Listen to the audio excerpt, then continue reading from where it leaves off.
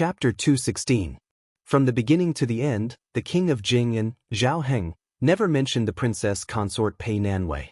It was true that nobles were emotionless and thinner than paper.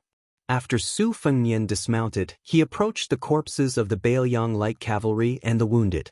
He stuck the spear into the ground and walked to a young cavalryman whose wound had been personally bandaged by Yuan Meng. He squatted down and took over Yuan Meng's work.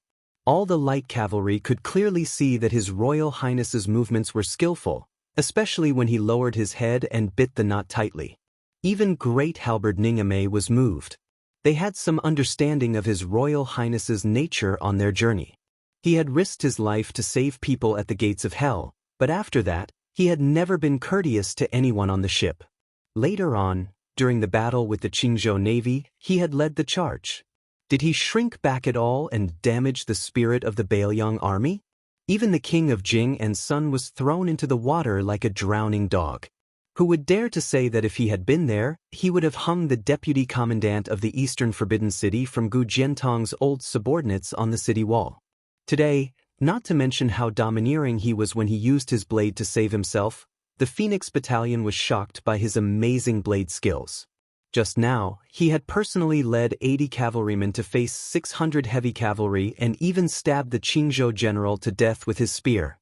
Before the battle, he only said that he was going to draw his blade. After the battle, he only said that he was going to withdraw his blade. How similar was this temperament to the king of Baoyang?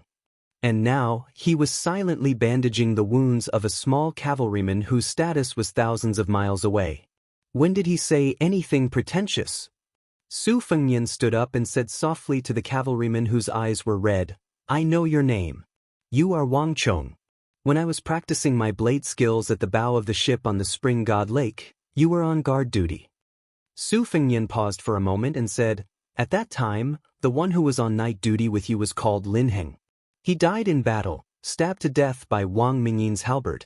I remember when you were quietly arguing with him at the bow of the ship, Lin Heng spoke up for me, saying that I didn't practice the saber for show. It's a pity that he died." Su Fengnian stood up and took out the instant spear. He walked towards the carriage and said calmly, "I hope I won't die again." More than 90 white horses were loyal to him. Regardless of whether they were injured or not, they all knelt down and said in a deep voice, "The Phoenix Battalion is willing to fight to the death for His Royal Highness. Don't retreat." In the distance, Princess Jing and Pei Nanwei's face was pale and her expression was complicated. At the edge of the scattered cottages in the reed marsh, an old man stood up and left. He grabbed a handful of grass that could be found everywhere and used for divination. This was a lost ancient divination method.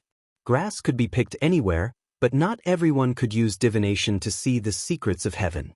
Therefore, among the 8 ancient treasures, including the tortoiseshell, divination was the easiest way to get started, but the hardest way to get the Tao.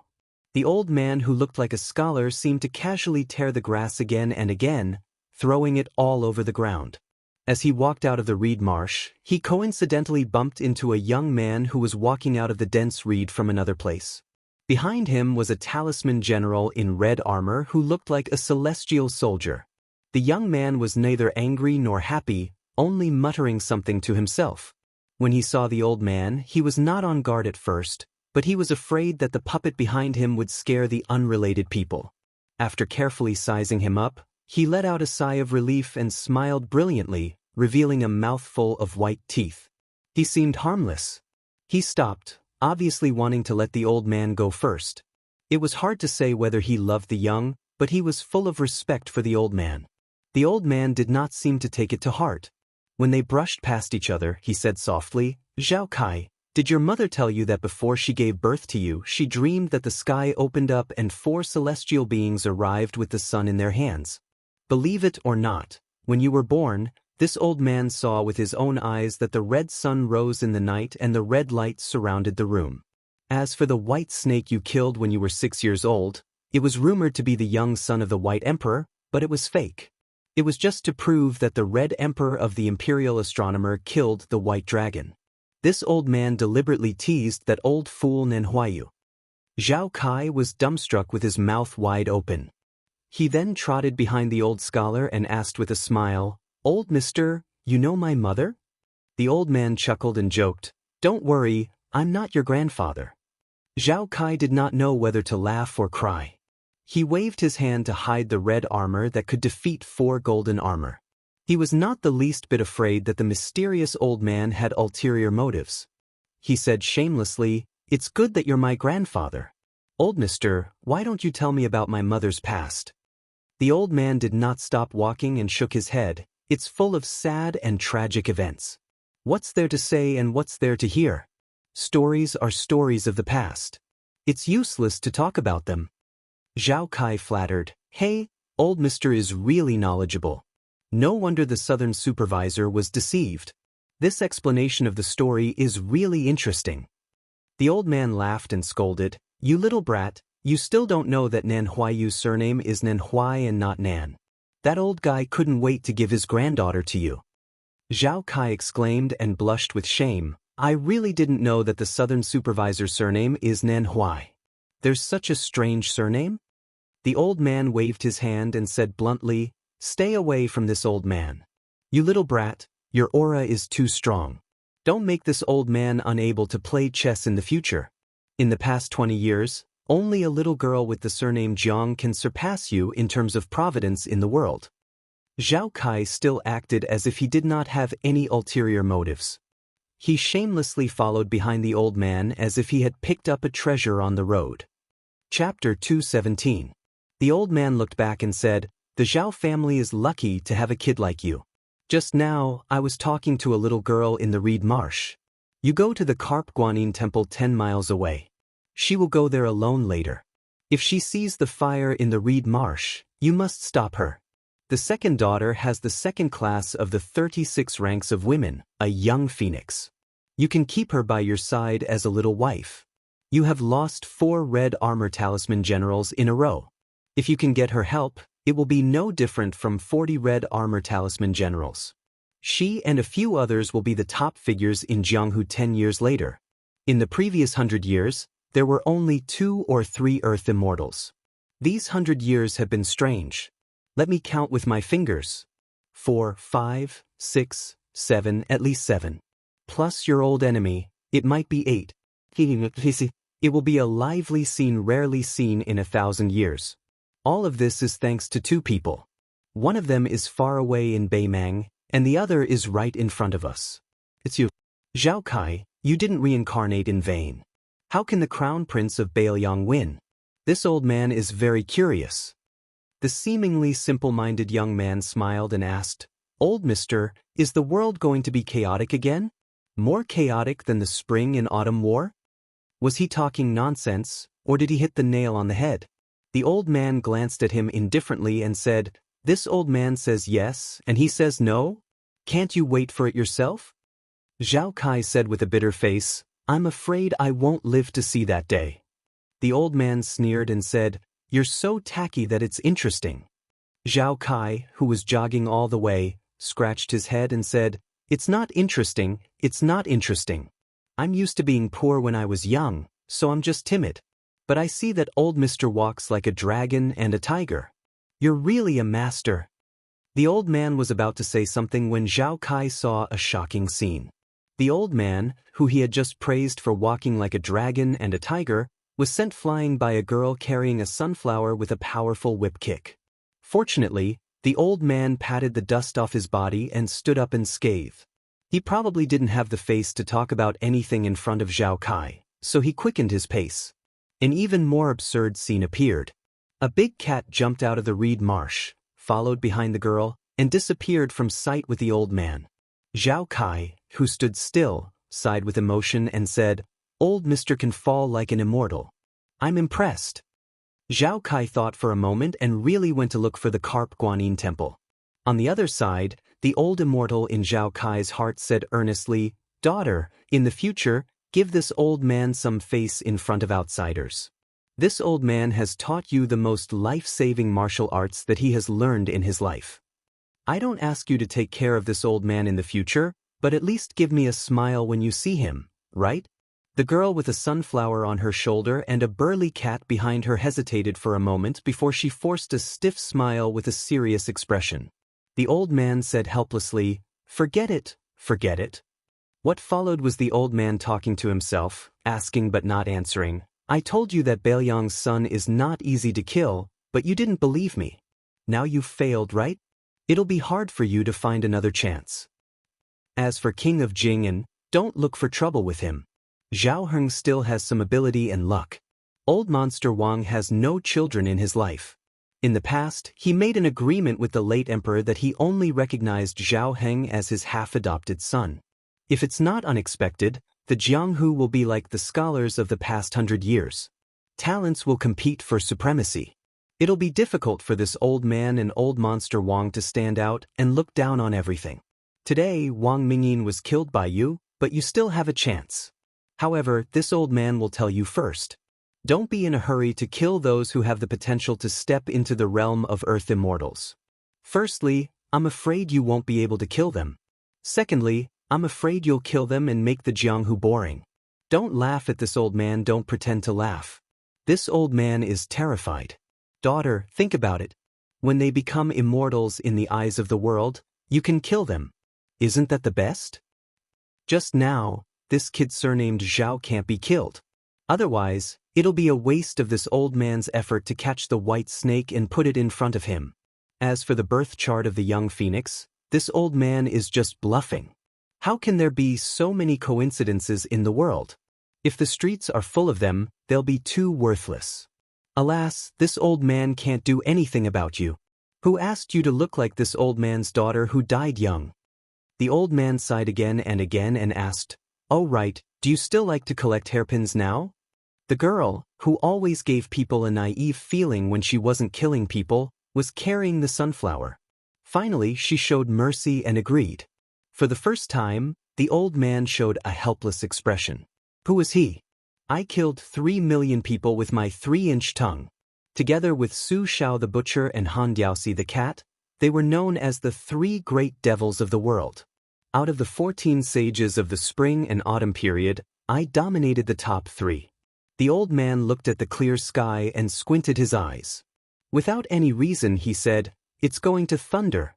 The girl stood on her tiptoes and covered the old man's head with the sunflower. She chuckled. The old man laughed heartily and said, "Rolling heavenly thunder can kill Qi Xuanzhen, but it can't kill this old man, daughter. Let me tell you a secret. This old man is really an immortal." The girl, who turned hostile, kicked the old man to the ground. This time, the old man was not in a hurry to get up because there were no outsiders present.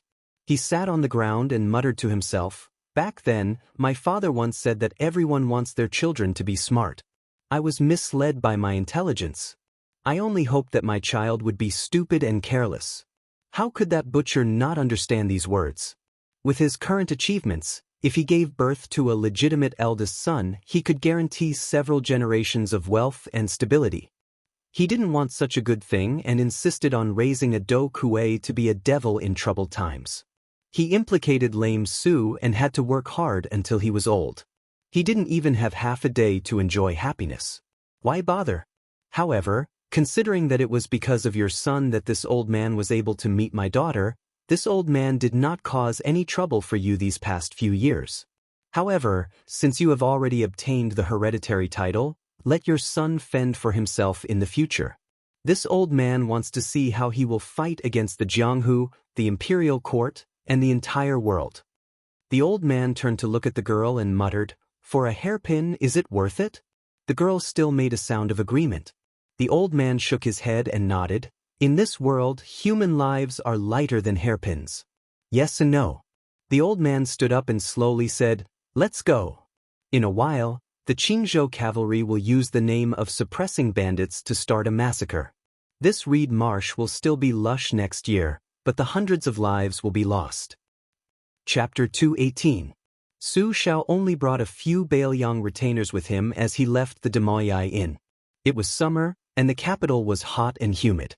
The chirping of cicadas was irritating, and the air above the rooftops was filled with white steam. The road was scorching hot. Su Shao, who was dressed like a rich man, walked and stopped. When he rested, he asked for a bowl of tofu from a small stall. The small porcelain bowl was cool, and he felt comfortable holding it in his hand. The snacks in the capital were similar to this bowl of almond tofu. They were particular about the taste, and there was a clear distinction between the two. If it was cold, it had to be cold, and if it was hot, it must not be eaten warm. The slightly hunchbacked Su Xiao sat in front of the stall, together with the commoners who relied on a few copper coins for a bowl of iced almond tofu to relieve the summer heat. Su Xiao held a spoon and scraped a small piece of translucent tofu from the porcelain bowl. He put it in his mouth and tasted the authentic flavor. He smiled. This almond tofu did not look expensive. It did not taste better just because the rich poured more osmanthus sugar water into it. It also had to be able to taste a hint of bitterness. Only then would it be in line with the ancient saying, "Summer is bitter." Su Xiao asked for 2 bowls and finished them all. He stood up and paid 5 copper coins. 3 copper coins for a bowl, and 2 bowls for 5 copper coins. Su Xiao continued walking. He walked for a full 2 hours until he could see the Directorate of Astronomy, which was under the jurisdiction of the imperial astronomer. In the past 20 years, the number of times he, the only king with a different surname in the dynasty, could be counted on one hand. However, he had never come to the imperial astronomer, where the emperor observed the astronomical phenomena and announced the calendar. The entrance was heavily guarded by imperial guards. Anyone who approached would be detained and interrogated, not to mention entering. Su Xiao had 3 retainers behind him, including spear immortal Wang Xiao. When he approached the imperial astronomer, his aura suddenly increased. The imperial guards did not dare to step forward. It was only when Su Xiao was less than 10 steps away from the entrance that an imperial guard silently raised his spear. Su Xiao did not need to speak. The world's top spear expert Lu Yanbing angrily shouted, "How dare you!" Holding a spear in front of Lu Yanbing was really a joke. As for blocking the king of Bailiang, who could carry a sword into the palace, it was even more of a joke. However, this was the duty of the imperial guards. Furthermore, the imperial astronomer was right in front of the emperor.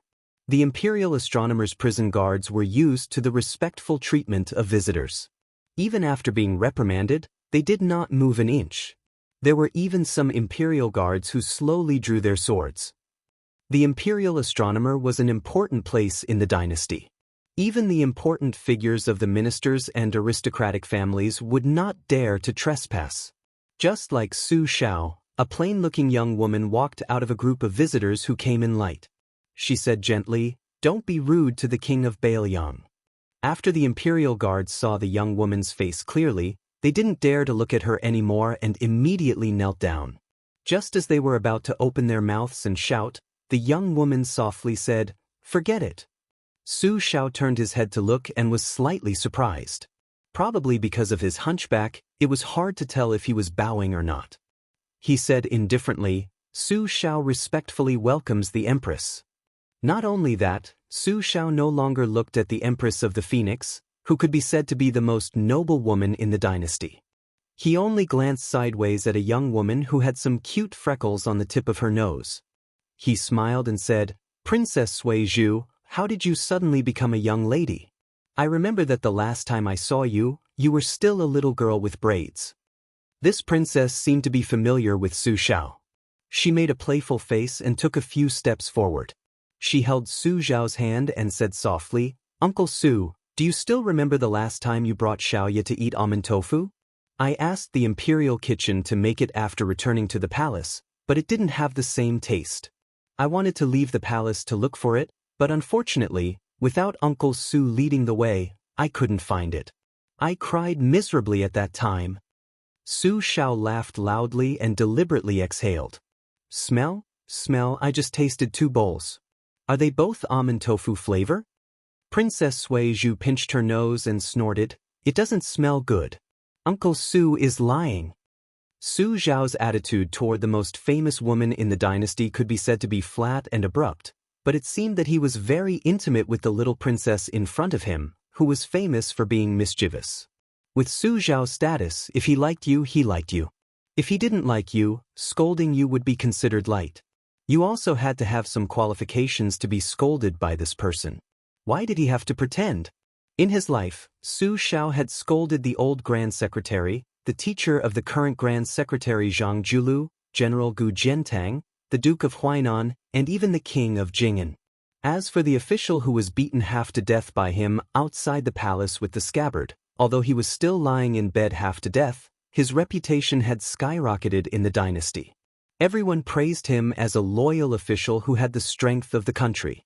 It should be known that this guy had previously been criticized by the people in the capital as well as the 30,000 students of the Imperial College for his improper conduct. Now, all of them were praising him in unison. It could be seen that if he could be beaten and scolded by Su Xiao, the king of Bailiang and a pillar of the country, as long as he didn't die, not only could he break even, but he could also make a lot of money. Su Xiao let the empress enter the imperial astronomer first and pulled Princess Sui Zhu behind him. He raised his head and glanced at the plaque that said, "Beautiful land connecting way," and sneered, "Beautiful my ass." The empress, who was walking in front, frowned faintly, but only smiled slightly. Princess Sui Zhu, who was holding Su Xiao's arm, nodded vigorously and echoed, "Beautiful my ass." Chapter 219. Su Xiao smiled and said, "Xiaoya is still to uncle's liking. These days, you've been facing a bunch of eyesores. In order not to look at them, you don't even know where to put your eyes." Princess Sui Zhu, who only wished for the world to be in chaos, chuckled and made a weird gesture of slitting her throat. It was unknown who she had learned it from, but she said softly, "Uncle Su, it would be satisfying to kill them all." Su Xiao sighed and said, "What a pity. It would be good to have a daughter-in-law like you. When we get back, Uncle will definitely hang Fengyan up and whip him to vent Xiaoya's anger. Not only is this kid unlucky, he also angered Xiaoya on Wudong Mountain. He deserves a beating." The princess said, "Since Uncle has said so, whether it's true or not, Xiaoya won't lower herself to that guy's level." Su Xiao said sincerely, "Xiaoya, don't lower yourself to Fengyan's level. Next time you go to Bailiang to play, don't skip the prince's mansion. You don't lack the strength to kick a few times. At the same time, let Fengyan take you to see the scene of thousands of carps rolling around. It's very beautiful. Xiaoya, Fengyan has the phoenix in his name and you have the wind in your name. This fate is not small." Princess Sui Zhu Zhao Fengya giggled. The empress did not lead Su Xiao to the Tongtian platform where the officials of the imperial astronomer gathered.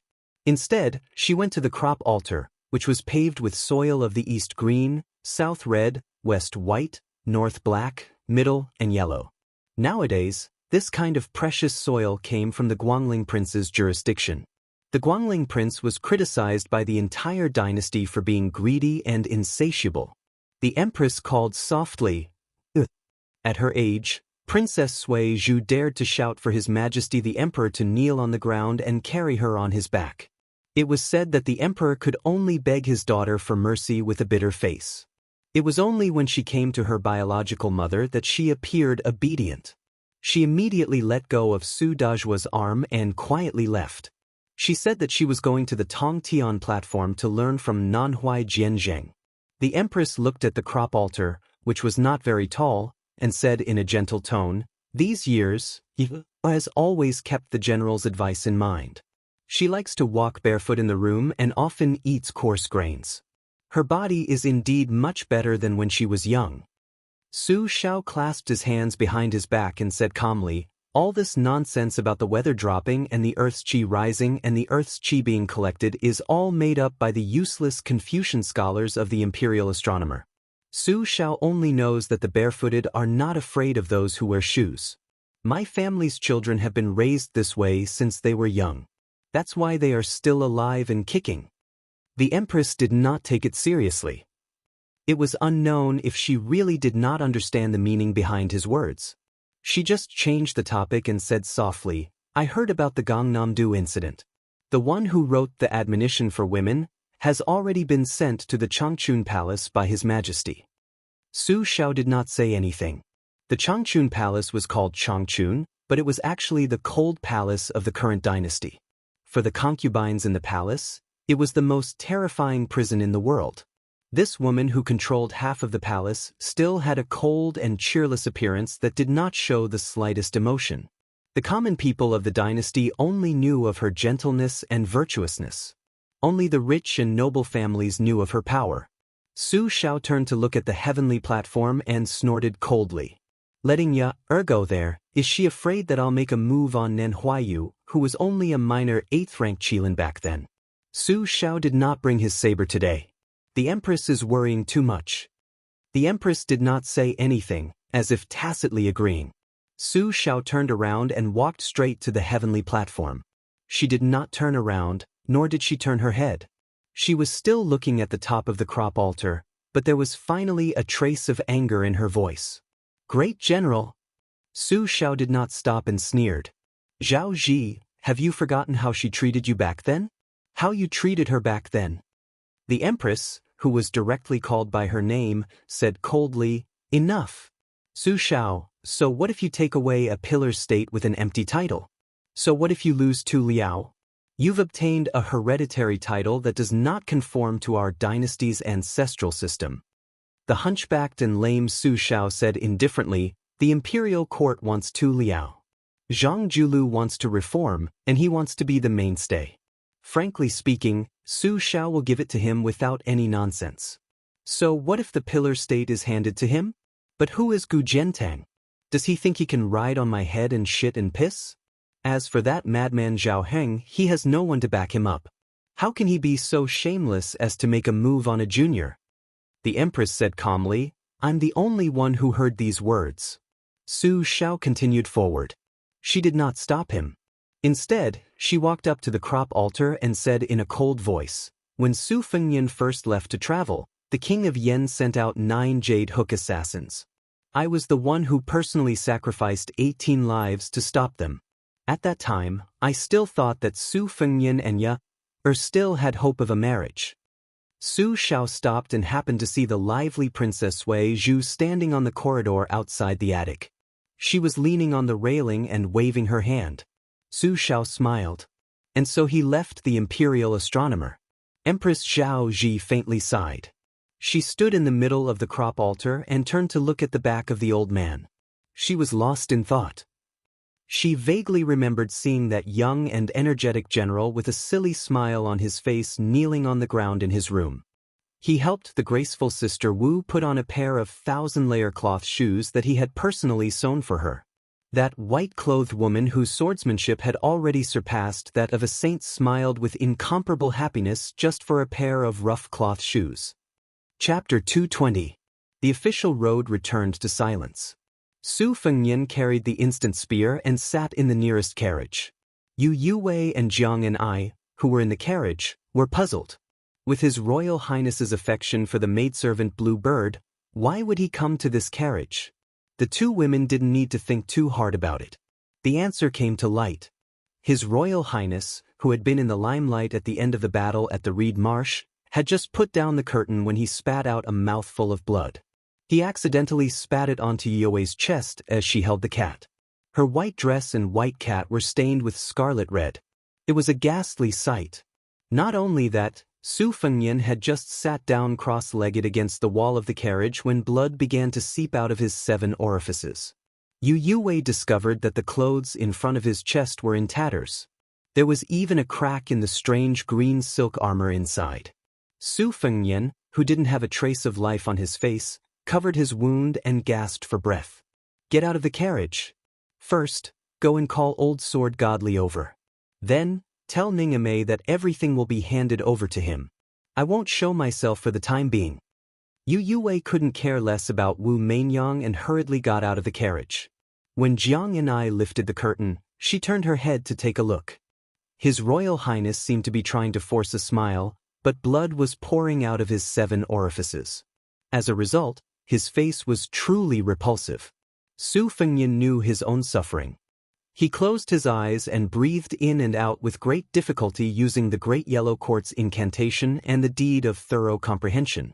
However, he breathed in more than he breathed in, causing his breath to be extremely turbid. Every breath brought with it a piercing pain. This kind of hardship was no longer as simple as pure physical torture. The Daoist Standing Study described the human body's 36 major acupoints and 72 minor acupoints as the paradise. Many acupoints were not named for nothing, but each had a profound meaning. Su Fengnian was forcibly instilled with the cultivation of the Great Yellow Court by Wudong's old chief, Wang Zhonglo, so he only dug 6 acupoints and opened 14. The rest of the majestic qi was like a hidden dragon hibernating in the remaining acupoints so that it wouldn't invade his meridians. Relying on the Daoist incantation, he slowly absorbed the qi, which was beneficial to him. Later on, when the Guanyin statue in Xiangfan City traveled in the night with thousands of ghosts, he saw the profound benefits at first glance and ascended to the second layer. At that time, Li Chungang stopped the two from looking at each other. After that, he reprimanded Su Fengnian for acting recklessly. Unexpectedly, today's battle was like a spring thunder that awakened all living things. Most of the acupoints in his body were opened, and the 6 layers of the Great Yellow Court skyrocketed to the 4th layer. This was supposed to be the vast genuine qi that Su Fengnian could only withstand after he cultivated the physique of Vajra realm. Not long after, Li Chungang entered the carriage with a solemn expression. When he saw Su Fengnian's half-dead state, he frowned and asked in a deep voice, exhaling one Najio, "Are you really determined to take the Great Yellow Court over your life? Without your life, so what if I give you 10 portions of the Great Yellow Court?" Su Fengnian raised a finger with difficulty, as if he was smiling. The meaning of this little action was that there were no 10 portions of the Great Yellow Court in the world. The Great Yellow Court only existed in Wudong for 100 years.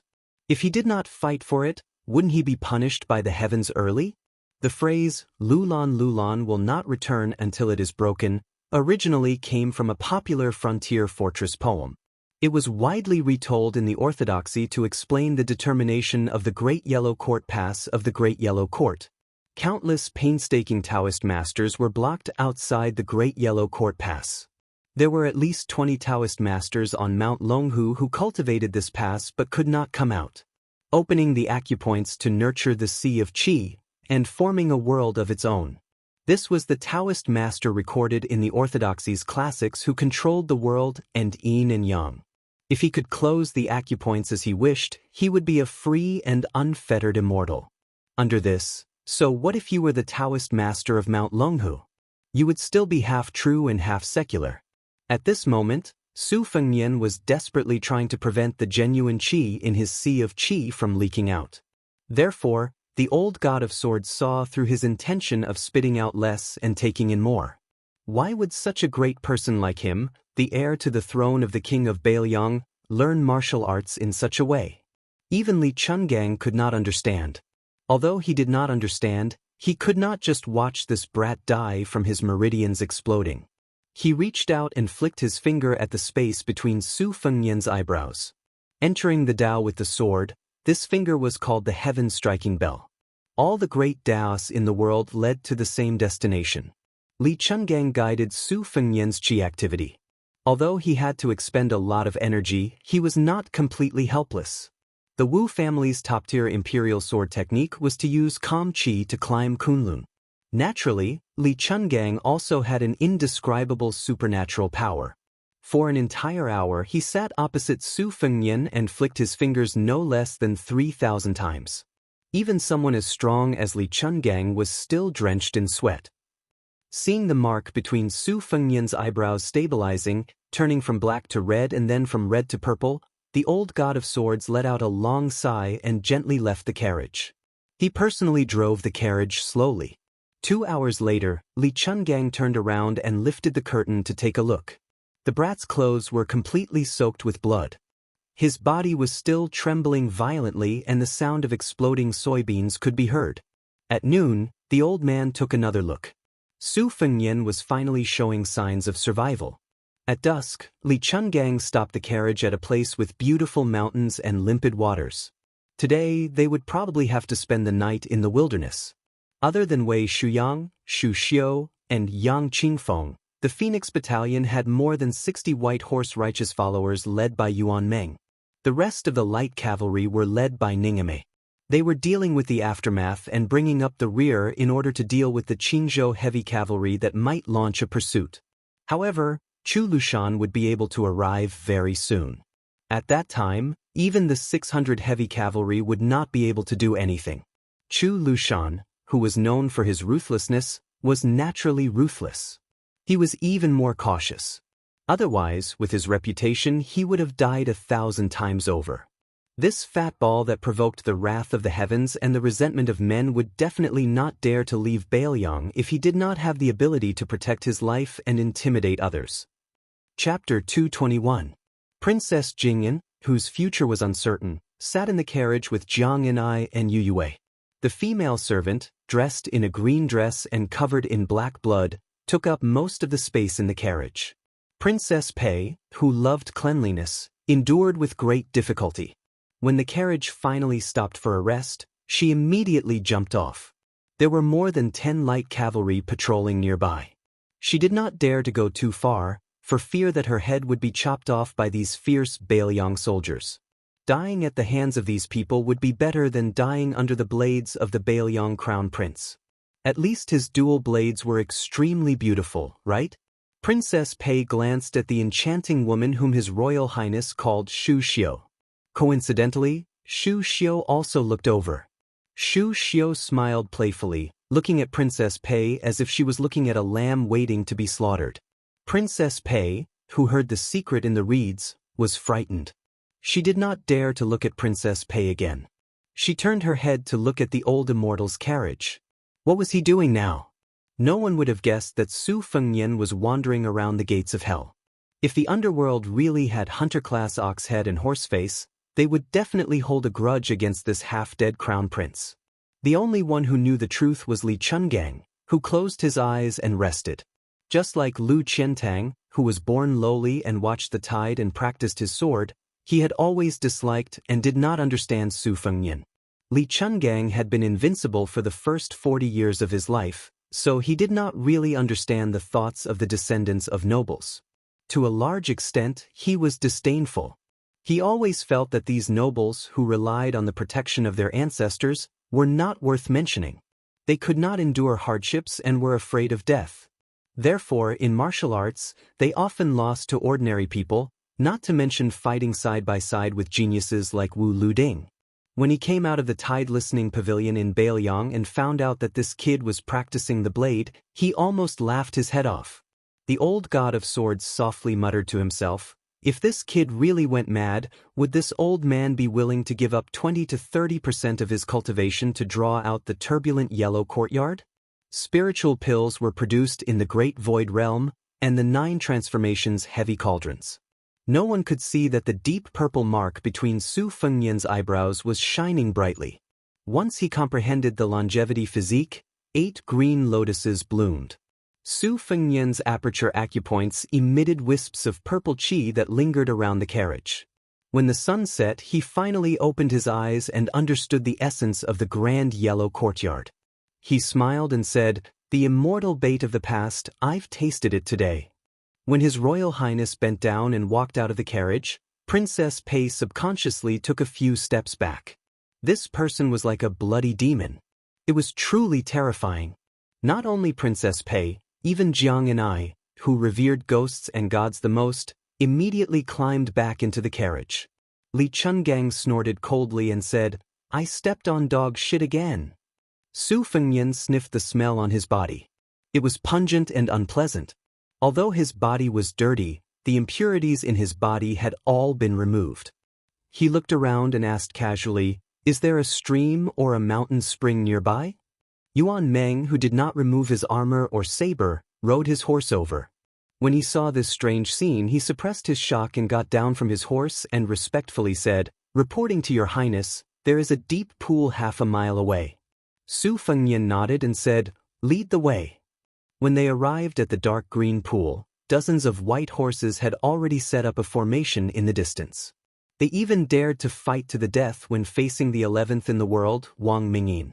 When facing the king of Jing and Zhao Heng, they could even draw their sabers. Who else could make them retreat at the last minute? Su Fengnian took off his spring thunder embroidered winter sabers and took off all his clothes. Among them was the Qilin silk armor that was claimed to be invulnerable but was broken by the maiden's kick. He slowly walked into the pool. A large amount of blood immediately floated on the surface of the water, like a huge blooming red lotus. Su Fengnian spread out his hands and leaned on a cold stone with a solemn expression. He had narrowly escaped death this time. Riches and honor were found in danger. He had obtained the 4th stage of the Golden Hall stage, which had opened a total of 68 acupoints. The qi in his body was continuous like a river, and he had mastered it through a comprehensive study. It was too wonderful for words.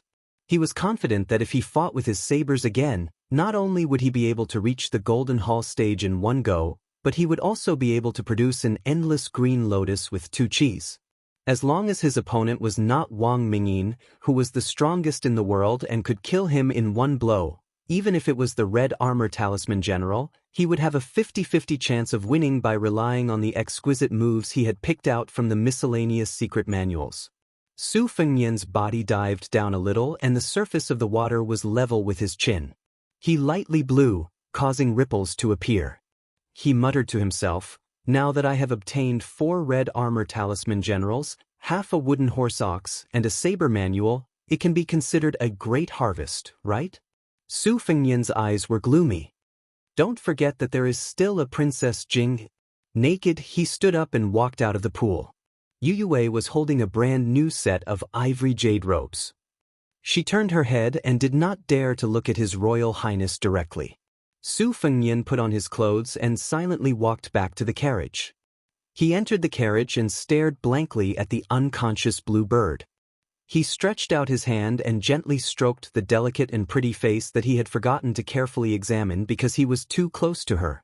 Some people were always standing quietly beside or behind you. Only when you were careless and could not see them again did you realize that you did not even remember their appearance clearly. Su Fengnian clenched his teeth and fiercely suppressed the urge to turn Wang Lin's corpse into a Red Armor Talisman General. He mocked himself, "I still blame myself for being too useless. Whether it's eldest sister who dotes on me the most, second sister who never seems to need anyone to take care of her, or Huang Manor who was born in the Vajra realm, even if you don't feel the need, I still want to be able to protect you one day. Su Xiao was unable to protect our mother back then. I can't make the same mistake again." Su Fengnian slowly let go of the hilt of his saber. He picked up a leaf that he plucked from the forest and placed it next to his lips to softly play a tune. The ballad of the spring god ended. Su Fengnian muttered with red eyes, "Mother." At this moment, he suddenly heard the extremely rhythmic rumbling of horse hooves, followed by an earth-shattering voice that sounded like a pig being slaughtered, completely destroying the mood.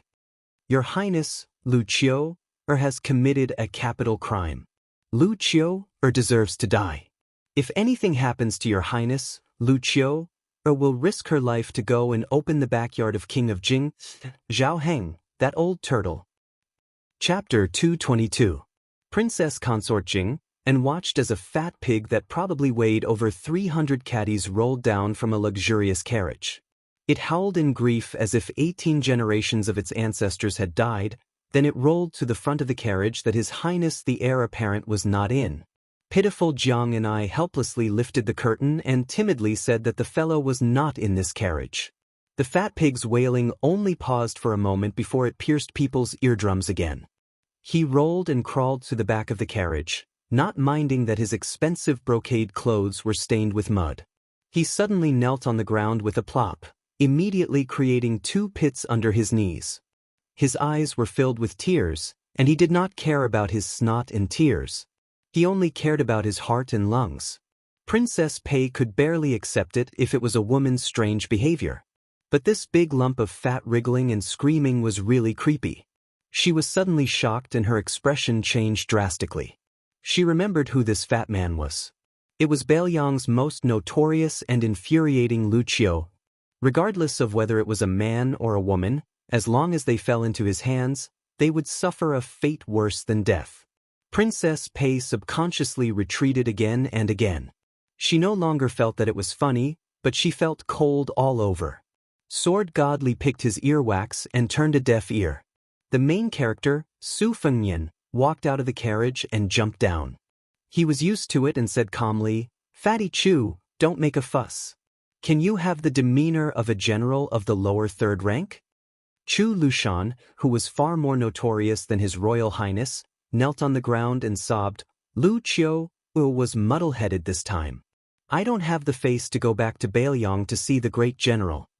Su Fengnian slapped Chu Lushan's swollen face with the winter-embroidered scabbard and said unhappily, "Don't pretend to be pitiful in front of me. Save some strength to go back and do evil in Xiangfan." Chu Lushan, who was so fat that his eyes could barely be seen, opened his eyes slightly and stood up shakily. While he was still bent over and had yet to straighten his back, he smiled sinisterly and said, "Your Highness, you can rest assured.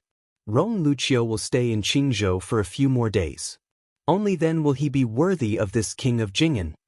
After saying this, he turned to face his Royal Highness, and instantly put on a brilliant, tacky, and harmless face. He circled around and then carefully rubbed Su Fengnian's arm. As if relieved of a burden, he said, Fortunately, your Highness is fine. Otherwise, Lucio would not be able to absolve herself from the blame even if she died 10,000 times. Su Fengnian said softly, "You can play around, but don't delay the important matters." The fat man's hands were long enough to reach his knees, and his earlobes were as big as Buddha's. He laughed and said, "Lucio can't do any great deeds, but she is naturally good at small things that can't be shown in public." Princess Pei looked at the two men with different appearances talking over there. It seemed warm, but her palms were already sweaty. Originally, the deeds of Bailiang were all hearsay. Even if it was a tragic thing, it would not be true if it did not concern her. However, after coming to the Reed Marsh, she realized that there was almost no one normal from Bailiang. There was the Crown Prince of Bailiang who used a knife, the maid in green who used a spear, the old immortal who used a sheepskin fur coat with a sword, the 100 bodyguards and light cavalry, and the fat pig in front of her. Pei Nanwei had been in the prince's mansion some time ago. She heard that when this person came to Qingzhou, he killed several beautiful women from landowning households. When one of them was sent back to her family alive, it was said that she only had a penis left. There was also a rumor that a fair-skinned young lady in the prime of her youth was taken into a carriage on the street. In less than half an hour, her body with messy clothes was thrown out of the carriage at the end of the road. None of the officials of Qingzhou, who had always been protective of each other, dared to stop him. Su Fengnian said expressionlessly, "You can go back. There's nothing for you to do here for now." Chu Lushan's face was awkward, and he actually acted like a shy young lady. Pei Nanwei, who was secretly looking at them, felt nauseous and terrified. Su Fengnian smiled and patted the face of this proper third-level general. He joked, "I really don't know how you grow these few 100 pounds of flesh." Chu Lushan chuckled. He glanced at Princess Jing and out of the corner of his eye. He probably recognized her identity and naturally saw her as His Royal Highness's exclusive plaything. There was no obscenity in the eyes of the lecherous fatty, only an indescribable gloominess. Princess Pei almost had her heart and liver broken. Her limbs were weak as she slipped into the carriage, no longer daring to watch. Chu Lushan said with a face full of reluctance, "Your Highness, Lucio, is going back now?" Su Fengnian gave an indifferent grunt of acknowledgement. Chu Lushan hesitated for a moment, then said that His Highness had lost weight. Lucio wanted nothing more than to cut off her flesh and give it to His Highness. Only then did he return to the carriage and leave with a group of ferocious guards. During this time, he brushed shoulders with the halberd Ningame. He muttered, "Useless thing, and you call yourself a Bailiang? You're a ball." Although Ningame despised the style of this general's adopted son, she was very clear about public and private matters. She did not look down on Chu Lushan's outstanding military exploits that he had accumulated bit by bit in the Spring and Autumn War. Hearing this cold and gloomy nagging, she could only smile bitterly and did not refute.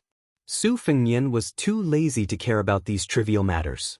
When he entered the carriage, it was slightly crowded. He kicked out the two pitiful young kuei that were close to his feet. The even more pitiful Princess Pei shrank back and leaned against Jiang and I, who was sitting in the corner. She did not forget to smile apologetically. Jiang and I never had any hostility towards beautiful women. If they were not on the same side as His Royal Highness, he would be even happier. Thus, he politely smiled in return. Su Fengnian said coldly, "You guys go to the other carriage. Princess Pei, you clean up the stains there." Don't forget to fetch water yourself. Pei Nanwei did not haggle over this matter. Instead, she asked, aren't you afraid of retribution for associating with someone like Chu Lushan? Su Fengyan sat close to Bluebird. Without raising his head, he said, Yu Wei, go tell Ningamei to tell Chu Lushan that Princess Pei wants to talk to him all night about morality and righteousness. Princess Pei bit her lips. Her eyes were half filled with hatred and half fear. She stared at Su Fengyan's side profile. Yu Wei was the first to leave the carriage. Princess Pei was afraid that Yu Wei would really have someone stop Yu Wei. She hurriedly chased after Yu Wei. Seeing that she had no intention of pushing her into a pit of fire, she secretly let out a sigh of relief. However, when she lifted the curtain and saw the bloodstains on the carriage and the smell of blood that assailed her nostrils, she froze on the spot. Could it be that she really had to listen to his orders and do the work of a servant? Yu Wei, whose arms were still stained with Su Fengyan's blood, gently said, there's always a first time for everything. It's good that you're alive. Prince of Yin, let's go. I'll take you to the pool.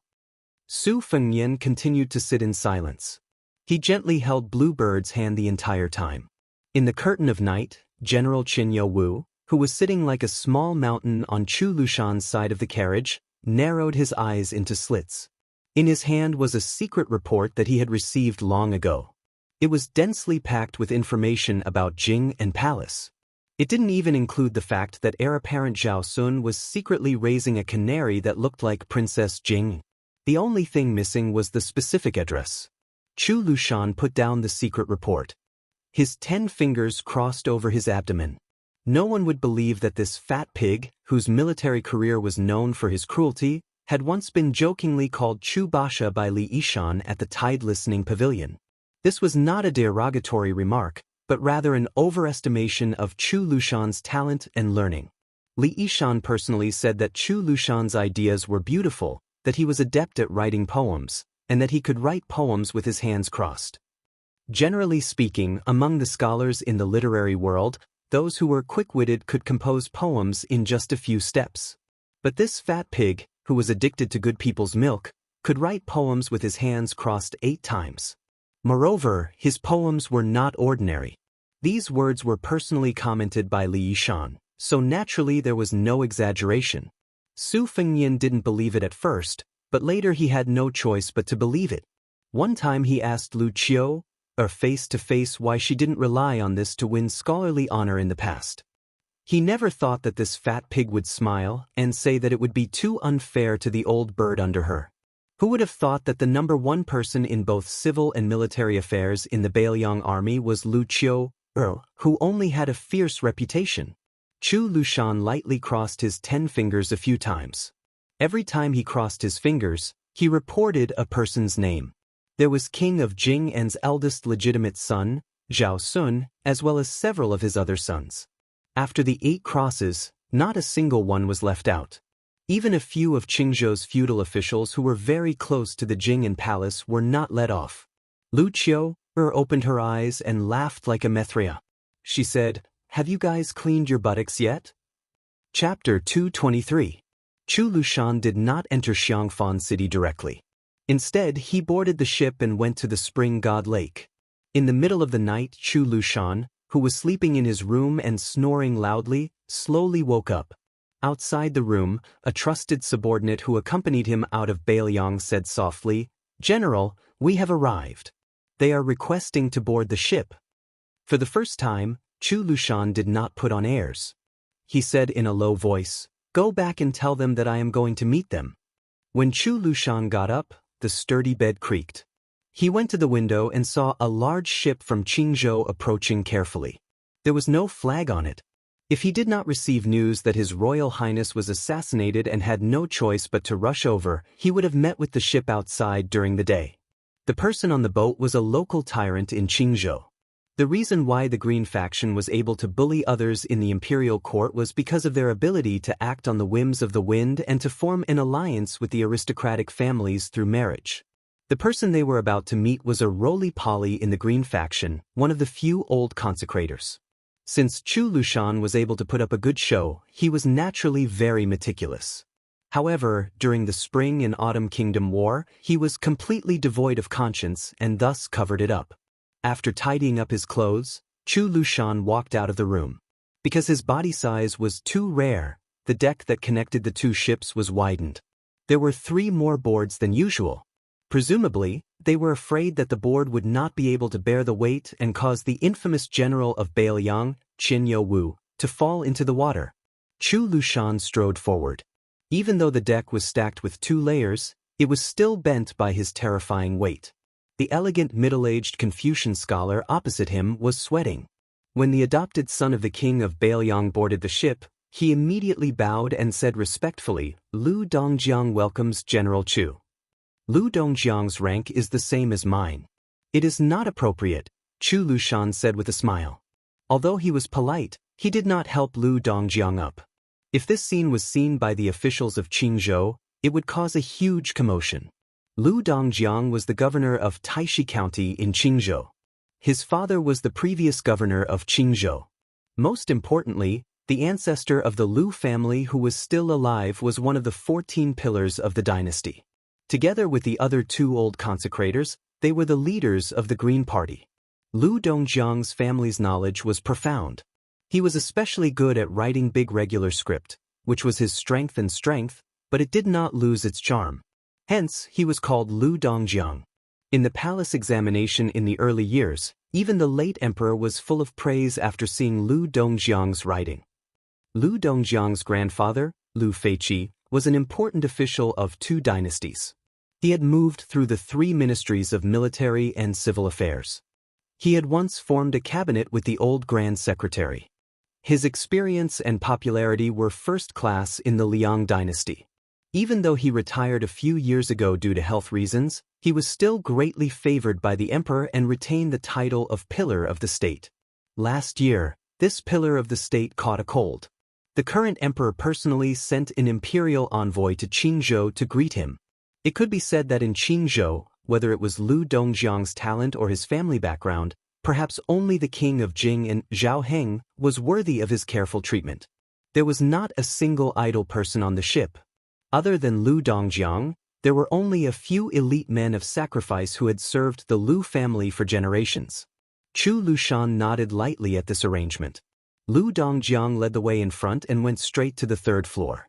After opening the door, he did not enter with Chu Lushan. Chu Lushan's body was too fat. When he stepped over the threshold, he stretched slightly and his wide sleeves were pulled. Lu Dongjiang hurriedly helped to untie the restraints. There was a soft laugh coming from the room. When Lu Dongjiang heard it, it was as if he had been struck by lightning. He carefully raised his head and glanced at Chu Lushan. Seeing that this fatty was not acting strangely, he suppressed the urge to reprimand him.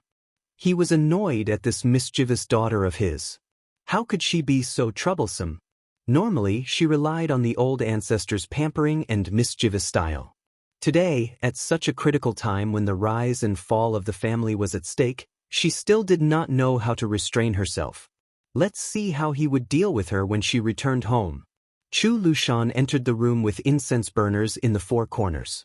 He sniffed and felt relaxed and happy. The fatty looked over and smiled. This was indeed a first-class large family in Qingzhou. The East and West burners were the East Yu plum green incense burner and the West Chu pink 5-legged incense burner. The North and South burners were the West Shu brown glazed lotus stem aromatherapy burner and the Longquan Dotsai porcelain burner. Just these 4 little burners, which were originally tributes to the imperial palace, were worth a lot of silver. Chu Lushan glanced at the incense burners as if there was no one else around. Only then did he look at the old man sitting on a couch in front of him. His beard and eyebrows were snow white, and his 2 long eyebrows hung down. He wore a warm smile, which made him appear even more benevolent and kind, and his aura was otherworldly. This was probably the pinnacle of the nourishing beauty residence. Beside the old man was a young and graceful woman gently massaging his back. She was the one who had laughed out loud at Chu Lushan's embarrassment when he stepped through the door. The old man saw Chu Lushan standing in the room without the courtesy of a junior or the attitude of a subordinate. He didn't take it to heart. He only smiled and patted the back of the woman's hand. Go get a chair for General Chu. There was a large yellow pear wood chair tailor-made for Chu Lushan in the room. It was a small and luxurious chair that had to be hastily made by a craftsman.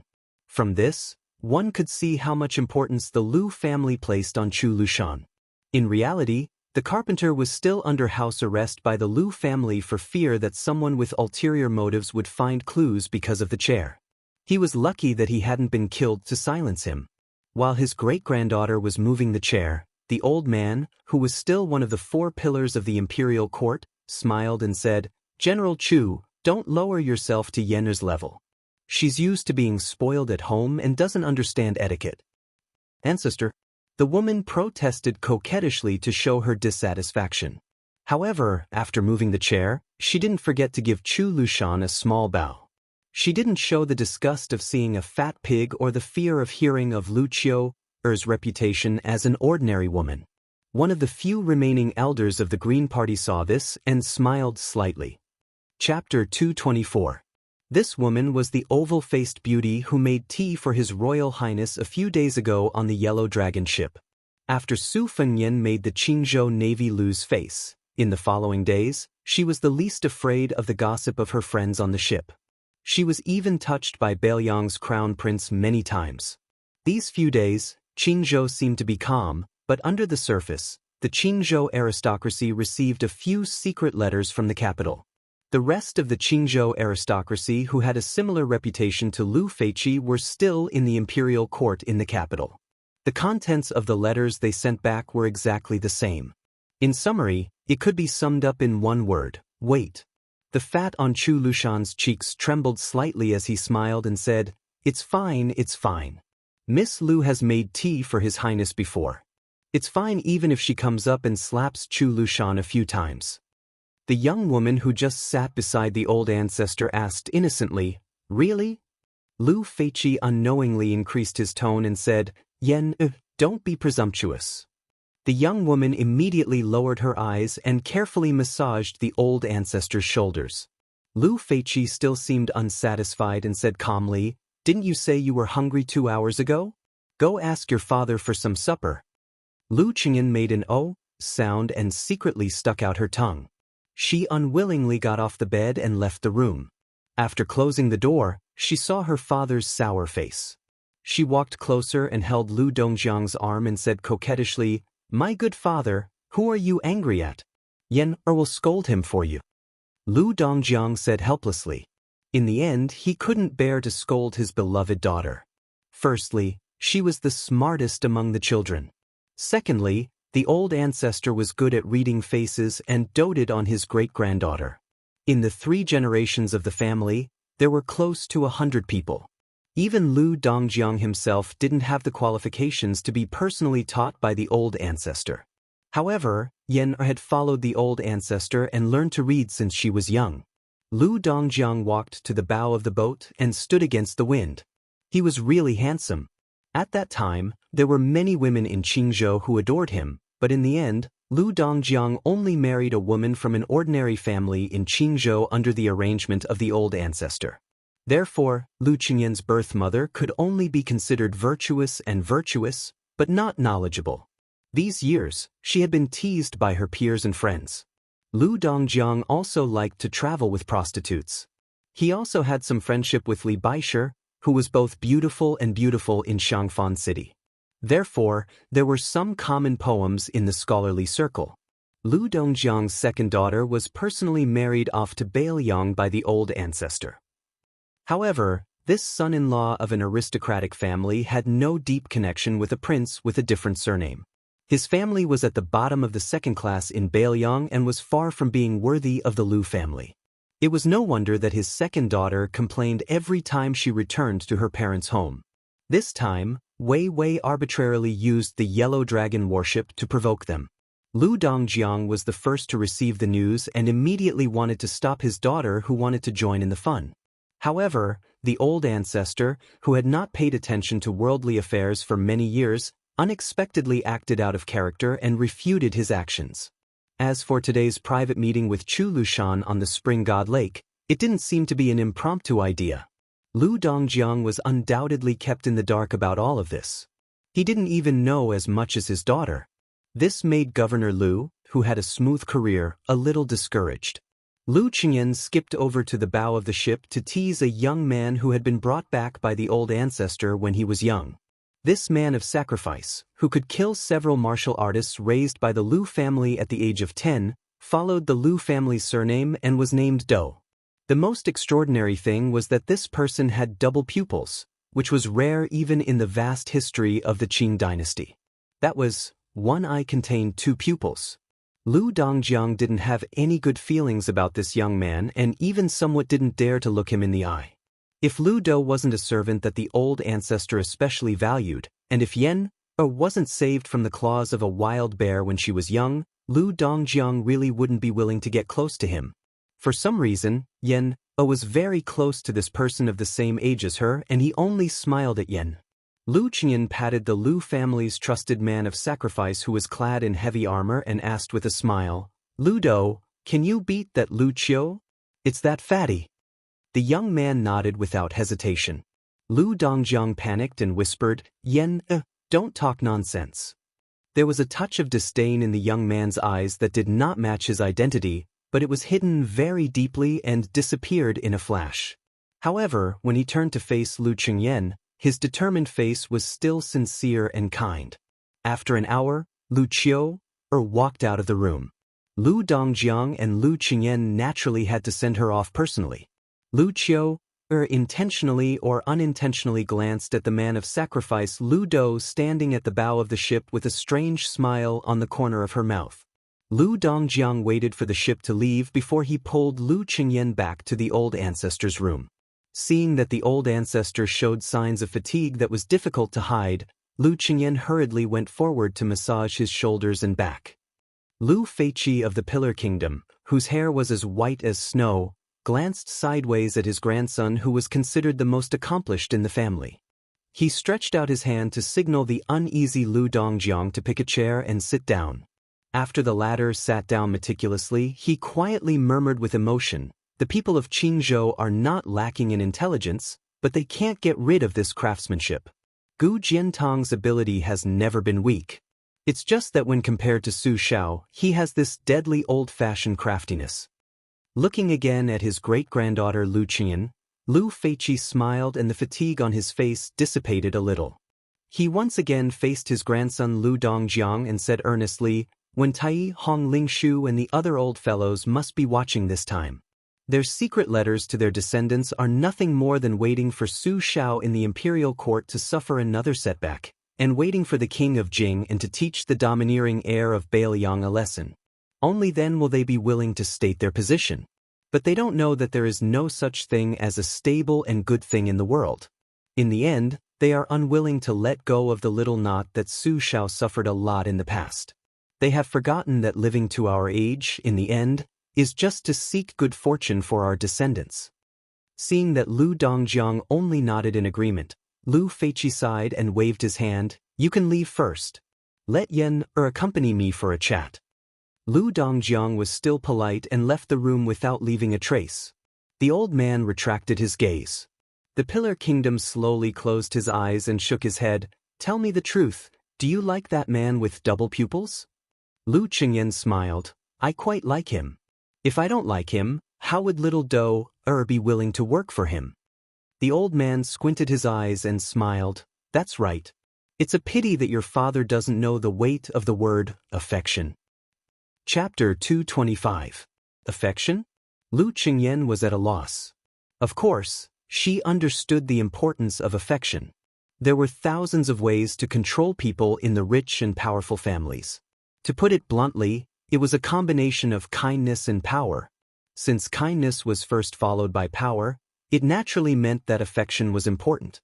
However, when it came from the old ancestor's mouth, the weight seemed to be much heavier than she had imagined. The old consecrator of the Green Party, who had seen the vicissitudes of life, turned his head to look at the plum-green incense burner. Its shape was like a spiral mountain range, engraved with the three celestial mountains of Penglai, Bo, and Yingzhou. 3 wisps of purple smoke curled up from the hollow mountain, creating a mysterious scene. Lu Qingyan had been with the old ancestor for many years. When she realized that the aroma had faded, she immediately ran to add more charcoal. The incense in the burner was made from ambergris imported from the South Sea. It was sandwiched with the unique watergrass of Qingzhou and made into a fragrant cake.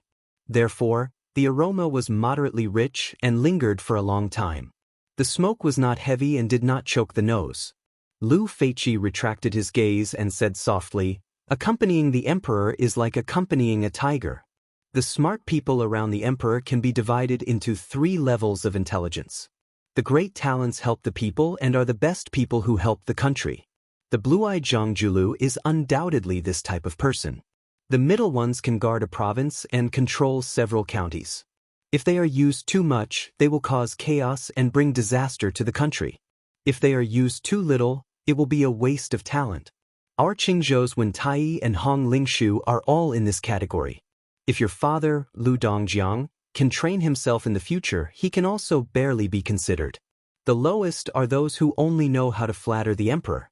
Their talents are average, but they are born to be observant. Yen, do you know why the great talents who have assisted the emperor in the past have not ended up as good as the little talents? Lu Qingyan whispered, "Great merits intimidate the emperor?" Lu Feiqi did not comment and said indifferently, "Isn't it true that the king of Bailiang, Su Shao, has great merits intimidated the emperor? Why can this butcher live to this day, divide the land and seal the border, and have 300,000 elite soldiers in his hands? There is no other reason than affection. When interacting with the emperor, affection far surpasses talent. Why can the eunuchs participate in politics and why can the relatives of the emperor hold power? Wasn't it because of the monarch's sentiments? The relationship between Su Shao and the late emperor was less than that between father and son, but more than that between brothers. It was not easy. Therefore, even after the late emperor passed away, this friendship was more or less passed down to the current emperor. When they fought for the throne, Su Shao just looked on coldly from the sidelines. This was not a merit, but a friendship that ordinary people did not know.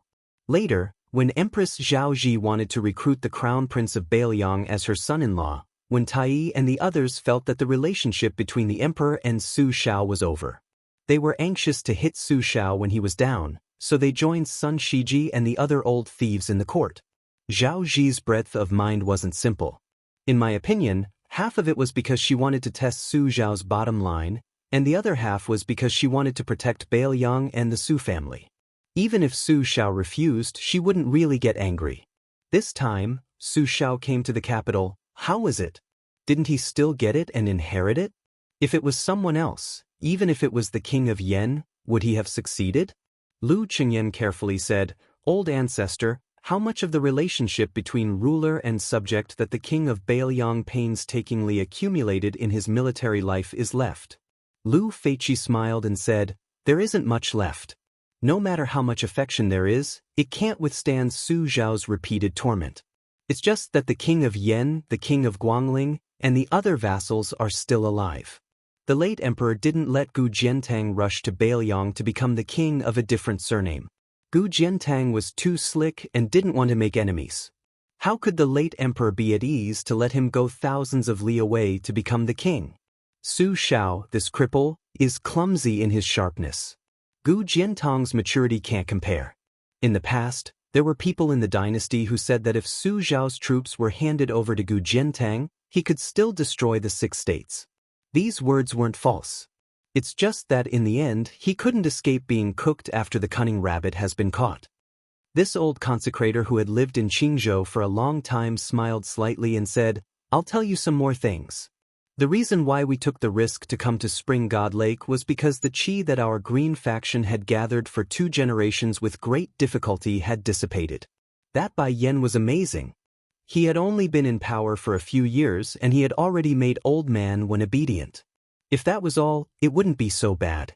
But Hong Lingshu, this old bastard, originally wanted to push a few of his useless sons to the top before he came down. One of them would enter the capital to become the Big Yellow Sect, another would become the county chief, and the remaining one, who couldn't read or write, would go to Wei and ask for the Qingzhou Navy. Everything was ruined by Bai Yen, and he even handed Yangling County to Old Man Wen's favorite disciple. Hong Lingshu was good at everything, but he was too narrow-minded. Although he could see that this was by Yan's overt scheme, he still couldn't help but be angry. After a while, he completely distanced himself from old man Wen. The remaining few old fellows in Qingzhou who could speak in the imperial court also refused to stop. They were either secretly roped in by Gu Jiantang or flirting with people like the Grand Preceptor of West Chu, Sun Shiji. Actually, anyone could see the future of the Green faction, but when it came to themselves, they couldn't care about the big picture. Our Qingzhou has long been condemned by the ancients as forgetting righteousness for the sake of profit. Lu Qingyan giggled. If the old ancestor was still in the capital, he wouldn't have allowed them to act so recklessly. Lu Feiqi rubbed his great-granddaughter's head, squinted his eyes and smiled. "You little bootlicker." The old man sighed. "How am I not a person who forgets righteousness for the sake of profit? I can only laugh at these old farts in front of you, little girl. Who knows, it might be their turn to silently criticize me tomorrow." Lu Qingyan snorted. "How dare they? Yen, or will let Lu Dou kill their whole family tomorrow."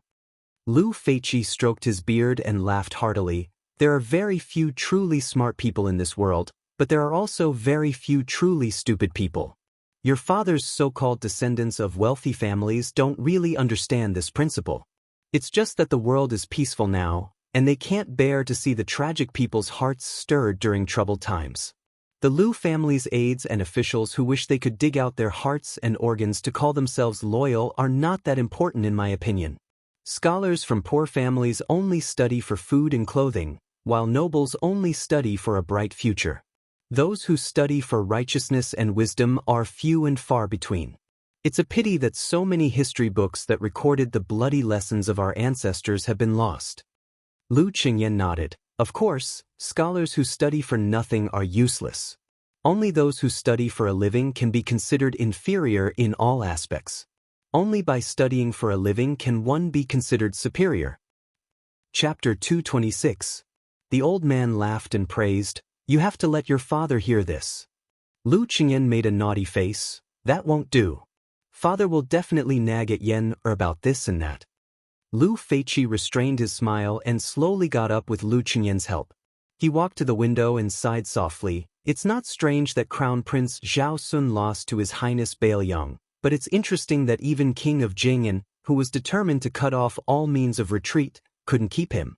This is interesting. Just now, Chu Lushan said that he wouldn't fight back even if you slapped him. Yen, don't think that it was a joke. This smiling Lu Qiu, is very serious." Lu Qingyan exclaimed in surprise. "It's the truth?" Yen thought it was a joke to warm up the atmosphere. Lu Feiqi smiled faintly. "That's why I'm prepared to let you enter Bailiang Palace. I don't expect to be the official wife, but I'm going to ask for a concubine for you. In terms of courage, those two old fellows, Wen and Hong, have never been able to match me in their entire lives."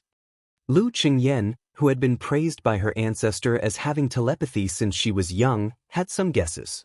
But after hearing it with her own ears, she was still shocked and didn't dare to speak for a while. Lu Feiqi patted the back of her hand and said kindly, "Go, watch the incense burner. This thing can't be careless." Watching his great-granddaughter run to the incense burner and fiddle with the charcoal fire, the old man looked at the lake. The breeze brushed his face and his white beard fluttered in the wind. It was truly an extraordinary style. After thinking for a while, he said softly, "Yen, give Lu Dou to Chu Lushan tomorrow. This Xiang Fan City's fire is right." Lu Qingyan obediently said, "Oh." Lu Feiqi turned around and picked up a piece of old ginger from the food box on the shelf. He put it in his mouth and suddenly asked, "I heard that His Royal Highness is very handsome?" Lu Qingyan was startled and raised her head with a smile. "He's very good-looking." Lu Feiqi slowly chewed on the slightly spicy ginger and stroked his beard with squinted eyes. "It seems that he's half as handsome as our ancestor back then?" Lu Qingyan stretched out a finger and drew a line on her cheek. "Ancestor, you're shameless." The old man was not angry. He walked over and bent down to wipe away the black charcoal on his great-granddaughter's face. He said dotingly, "Married daughters are like spilled water. You're not even married and you're already siding with an outsider. I've doted on you for all these years in vain." Lu Qingyan's eyes suddenly turned red. She sobbed and shouted, "I won't get married. I won't get married." Lu Feiqi chuckled and said, "Silly girl." The old ancestor's final words to Yen were, "Marry and follow your husband." If you really want our Lu family to prosper, when the old ancestor enters the coffin in the future, regardless of what your parents say or how the family begs you, you must remember to think of your husband first. This is the foundation for the Lu family to stand out from the chaos in Qingzhou. Your handsome future husband was able to make the king of Jing and take such a risk. Half of it is his ability, and the other half is his lack of maturity. However, he's still young. As long as he has the spirit, it's not impossible for him to be a king of Bailiang who won't lose to Lame Su. The old man looked at the starry sky and whispered a sentence that made Lu Qingyan confused, occupying the north and looking south, a python swallowing a dragon. Su Fengnian did not go near the bonfire where Ning Amei was. Instead, he lay on the grass at the top of the hill and stared at the bright Milky Way in a daze. Not long ago, he had fed Bluebird the Dragon Tiger Golden Elixir, which was extremely precious in the Daoist master's residence. There were only 2 in a box. It was said that it could prolong one's life and was no different from prolonging one's life. It was only slightly inferior to the elixir refined by Qi Xianzhu. Back then, when the old god of swords Li Chungang went to the demon-slaying platform of Dragon Tiger Mountain, he asked for the elixir that was rumored to be able to bring the dead back to life. Therefore, when he saw the 2 Dragon Tiger Golden Elixirs after the box was opened, the knowledgeable Li Chungang asked if he was willing to give it to the maid in green. The old god of swords' original intention was that the maid's injuries were no longer serious and that her survival was certain. This priceless golden elixir was not necessary and seemed to be a waste. Unexpectedly, His Royal Highness calmly said that he was willing and then directly asked when the second golden elixir was suitable to be consumed. The old man wearing the sheepskin coat came to His Royal Highness' side and sat down. He pulled out a piece of licorice and held it in his mouth. He lamented, "The sky is like a dome that covers the wilderness. Who isn't a frog in the well?" Su Fengnian laughed. "Old senior, this doesn't sound like something you would say." The old god of swords curled his lips and said self-deprecatingly, "In front of the little mud man, of course I have to put on the airs of an expert. Otherwise, how can I trick her into practicing swordplay with this old man?" Su Fengnian rolled his eyes and imitated the old god of swords to pull out a piece of licorice. He flicked away the dirt and put it in his mouth to chew. He said vaguely, "It's sweet. In the past, I used to sleep in this kind of desolate place with old Huang. There was no bed or blanket. I would curse when I had nothing to do. When I was really out of energy, old Huang would pass me this kind of licorice."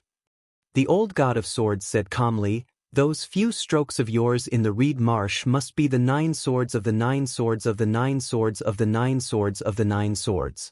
Although this old man has never seen this person use his sword, the first 8 swords are still okay and can only be considered ordinary superior swordsmanship. The 9th sword, however, is truly the style of a master. How long have you secretly practiced it for?" Su Fengnian shook his head and said, "I only read the sword manual and have never really practiced it. I don't know why I was able to use it during the day." Old man Li's face was full of doubt. Su Fengnian sat up and turned his head to ask, "Old senior, why didn't you accept the sword case?" The old god of swords laughed and said, "Then why didn't you eagerly flip through that peerless sword manual?" Su Fengnian lay down again and crossed his legs. The old god of swords laughed loudly and said, "If the heavens didn't give birth to me, Li Chungang, the path of the sword would be as long as the night." Su Fengnian said helplessly, "You can boast about this to Ginger Mud." The old god of swords stood up and kicked off the little rascal's crossed legs. He said angrily, "Get up. This old man will let you know if these words are boasting or not." Su Fengnian was stunned and said in disbelief, "Are you going to teach me superior swordsmanship?" The old man sneered and said, "Superior swordsmanship is nothing in the eyes of the world. This old man will teach you the green snake in 2 sleeves tonight." Chapter 227. The Heavenly Platform of the Imperial Astronomer. In addition to numerous complicated observation instruments, the top floor was also used to store books. The 3 walls of books were several feet high, so many ladders were needed to hold the books. It was already late at night. Only an old man and his errand boy were there. The old man had read too much that his eyes were hurt. With an ancient book under his arm, he staggered out of the inner room and came to the path of picking stars that protruded out of a wall. This path abruptly extended out of the attic and was about 6 feet long. It was inlaid with 81 large pieces of white marble, glittering and translucent. Walking on the road and looking down, timid people's legs would definitely tremble. Standing here, one could have a panoramic view of the imperial palace, which was against the rules. Therefore, there was no record of the heavenly platform in any map or document of the current dynasty. The old man walked to the end of the Jade Road and looked up. The little attendant hurried to put on a coat for Jianzheng. The little attendant with red lips and white teeth was not afraid of heights. He sat down on the side and dangled his feet in the air. He accompanied the old man to look at the vast starry sky, lost in thought. The little attendant asked softly, "Grandpa Jianzheng, can you really see anything? I heard from Lord Xie that he saw with his own eyes 8 great pillars of qi rising into the sky from the territories of the 8 kingdoms, and then they collapsed one by one. Now, only our Liang dynasty is left, and it reaches the heaven." Since he was called Jianzheng, he was naturally the first person in the imperial astronomer, Nan Huayu. The old man gathered his coat and smiled. "I'm old and my eyes are not good. I can't see clearly." The young attendant said disapprovingly, "Grandpa Jianzheng, you have heaven's eye. Can't you see clearly?" The old man smiled helplessly. "Heaven's eye? Can you believe Huang Sanjia's words? That little bookcase, that old bastard wants to use the position under my butt to lay out the layout for him. You can't take it seriously. If we talk about heaven's eye, he has it. My qigong is far inferior." The attendant said, "No, didn't Grandpa Jianzheng play 2 games of chess with that Huang Sanjia? You lost first and then won. How can you be worse than him? Next, he can only call himself Huang Liangjia." The old eunuch shook his head and said, No. It's just that halfway through the game, Huang Sanjia didn't want to continue. Although I had the upper hand on the chessboard, he would be defeated if he played another 10 moves. Back then, I thought it would be a draw. 10 years ago, I thought that I would lose in 20 moves. Now that I thought about it, there were only 10 moves left. God knows if in a few days, I would think that I would lose in 5 moves. Maybe before I died, I would find out that Huang Sanjia only needed 1 move to turn the tables. Wang Jisun said that Huang Longshi's play was like Huaiyin's use of troops to conquer every enemy. These words were clearly a foreign language from someone who had only read the book and not personally played the game. It should have been Huaiyin's decision to deploy more troops. Huang Sanjia's true strength was in the mid-game. Only in the endgame could one see his foundation. It was a pity that there was no one in the world who could compete with him in the endgame. Presumably, this was the real reason he instigated the Spring and Autumn War. After all, a 3-chi chessboard was too small for him. Nan Huayu, who was treated as a state preceptor by His Majesty, called Little Bookcase, smacked his lips and said, "Then isn't this demon really invincible? Is it true that no one can beat him in chess?" The old man thought for a moment and said with a smile, "It seems that no one can beat him, but there are some who can draw." The boy's eyes lit up. He pulled on old Jianzheng's sleeve and asked impatiently, "Who is it?" The old man was afraid that Little Bookcase beside him would catch a cold. He first had the boy sit up and then put a book under the boy's butt. Then he said slowly, "Back then, the late emperor personally came out to welcome him. Hundreds of thousands of Great Peace City's citizens lined the streets to welcome him. Little Bookcase, who do you think it is?" The boy exclaimed, I know. The white-robed monk, the immortal who proposed enlightenment in the 2 Zen temples. Grandpa Jianzheng, can you really become a Buddha? Does that mean that I'll become a Buddha just by standing there? If that's true, then I also want to become a monk. Old Jianzheng said with a heavy tone, "I don't know if enlightenment is real or fake. I'm not a Buddhist after all. Even if I've read some Buddhist scriptures, I can't speak nonsense. But it's true that cultivating means spending money, practicing Zen, and spreading luck. If the ruler of a country is obsessed with Buddhism, it's definitely not a good thing. It's fine if you worship old Huang's purity. It's a waste of the country's wealth. It can be taken from the people and used by the people. But if you worship Buddha, it's hard to say. Once luck is scattered, gathering it again is as difficult as ascending to the heavens. When Buddhism first entered the Central Lands, it was criticized. It's not just the superficial ambiguity between Confucianism, Buddhism, and Taoism. In reality, it's because Confucianism and Taoism, who value Qi the most, are worried that Buddhism will ruin the momentum of the Central Lands. The boy said with a bitter expression, "Then I'd better not be a monk."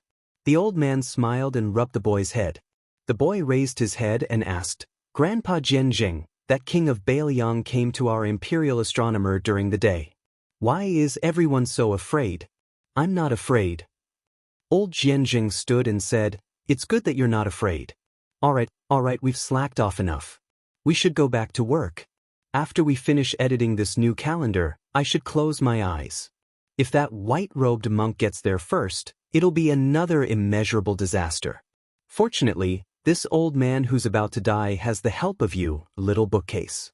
I reckon that I won't be able to be a human in my next life. This is the fate of revealing the secrets of heaven." The little attendant looked sorrowful. Nan Huayu squinted his eyes with some difficulty and turned to look at Bailiang.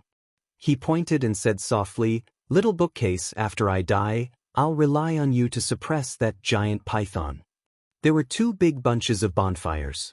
Old Taoist Wei and a few other unusual retainers, as well as Yu Wei and Jiang and I, these womenfolk, occupied one bundle. The Phoenix Battalion surrounded the other bundle. The 2 bunches were far apart, which was a very well-behaved way of avoiding suspicion. Even though Pei Nanwei was a fallen phoenix, she still tried to maintain the dignified posture of Princess Jing'an. She had nothing to do, so she paid attention to the movements of the Phoenix Battalion. She could see the light cavalry who took turns to be on night duty coming and going in an orderly manner. After the battle, the 2 generals were seriously injured, but no matter if it was the generals or the soldiers, there was no dejection on their faces. Looking at their lips, it seemed that they were all talking about His Royal Highness. They were all in high spirits. The more united the Phoenix barracks became, the more uncomfortable Princess Consort Pei felt. Her original desire to escape from her prison gradually faded. How could a lowly prisoner who had fallen so low that she had to clean the carriages compare to the one and only Princess Consort Jing'an in Qingzhou? Pei Nanwei was disheartened. She reached out to the bonfire and warmed up a little.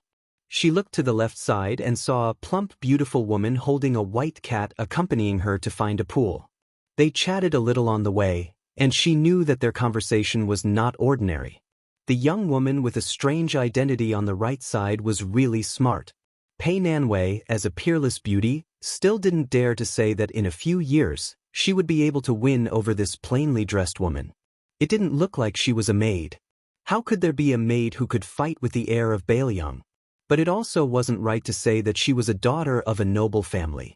That pair of rough little hands that couldn't be described as white jade and creamy were obviously a child from a poor family. This Bailiang was indeed full of strange people. She couldn't figure them out. Pei Nanwei couldn't help but look in the direction where His Royal Highness disappeared. What was this shameless bastard doing? Bailiang Palace, Tide Listening Pavilion. That night, White Fox's face, with a peerless saber at her waist, climbed to the 3rd floor. Chapter 228. The moon was bright and the stars were sparse. In the small hut at the foot of the mountain in the shade of the 2 Zen temples, there was a loud snoring sound.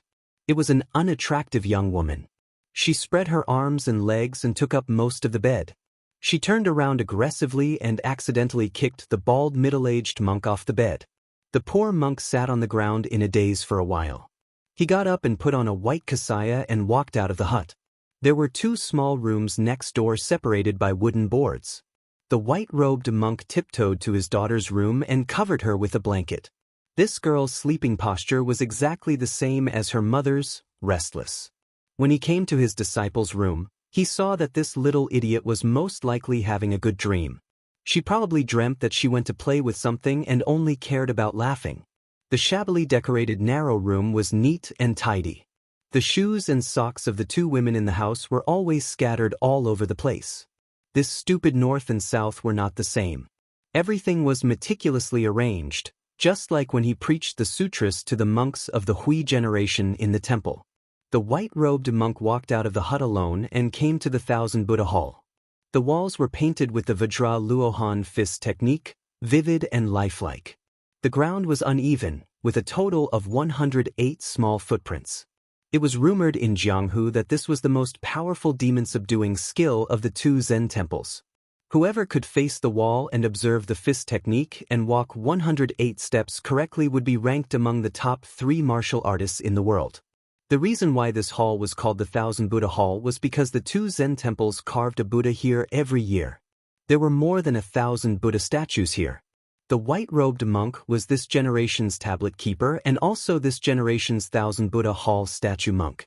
Standing at the door of the hall and looking out, all the Buddhas and Bodhisattvas in all directions were the same. Compared to the 3-sided fist technique manual, it was even more magnificent. The first patriarch of the two Zen temples had left behind a Buddhist saying that anyone who entered the hall and saw or heard it would receive the seed of Bodhi liberation. A couplet hung in the hall.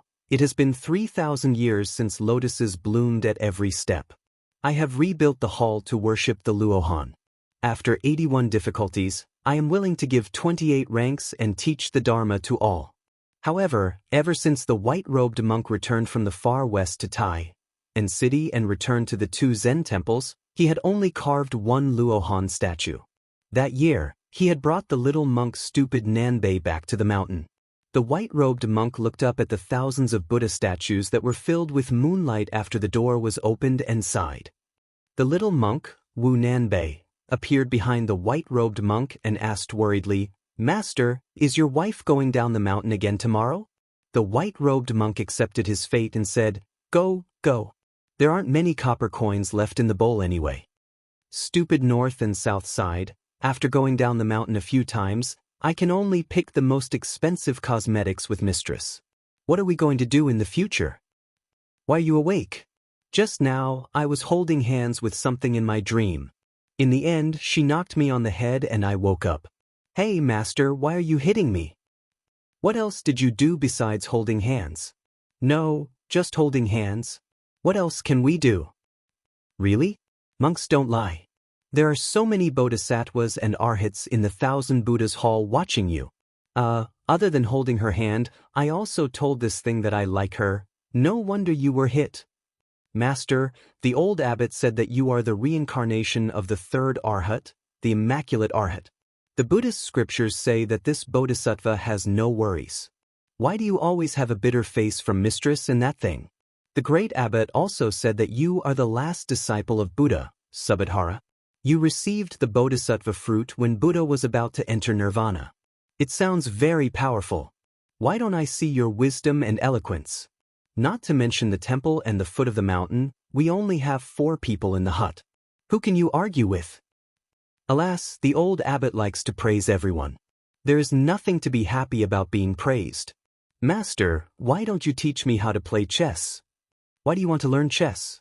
Mistress bought 2 boxes of chess at the foot of the mountain, but she doesn't know how to play. Mistress said that she can't beat you, so she can only play with me. My daughter is the smartest in the world, but learning chess is really not that amazing. Maybe she can't beat you.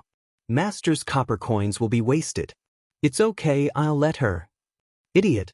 How many games can you let her go? My whole life. Anyway, I'll just have to wait until I cultivate the Saraira. It's actually only a few decades. Okay, Master hasn't touched chess for some years. Go and get the chess box. Now? How can I dare to go to Mistress' room?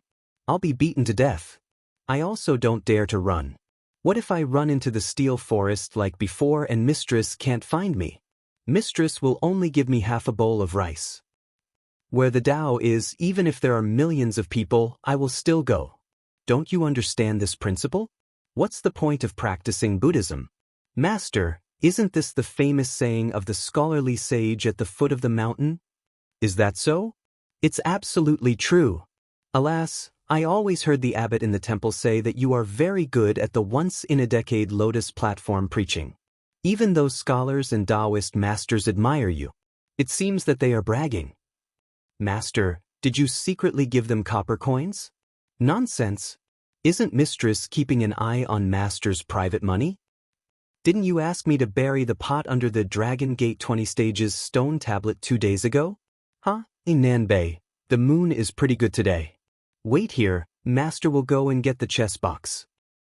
After a while, the white-robed monk came back with 2 boxes of chess pieces and a rough chess block made by the little monk.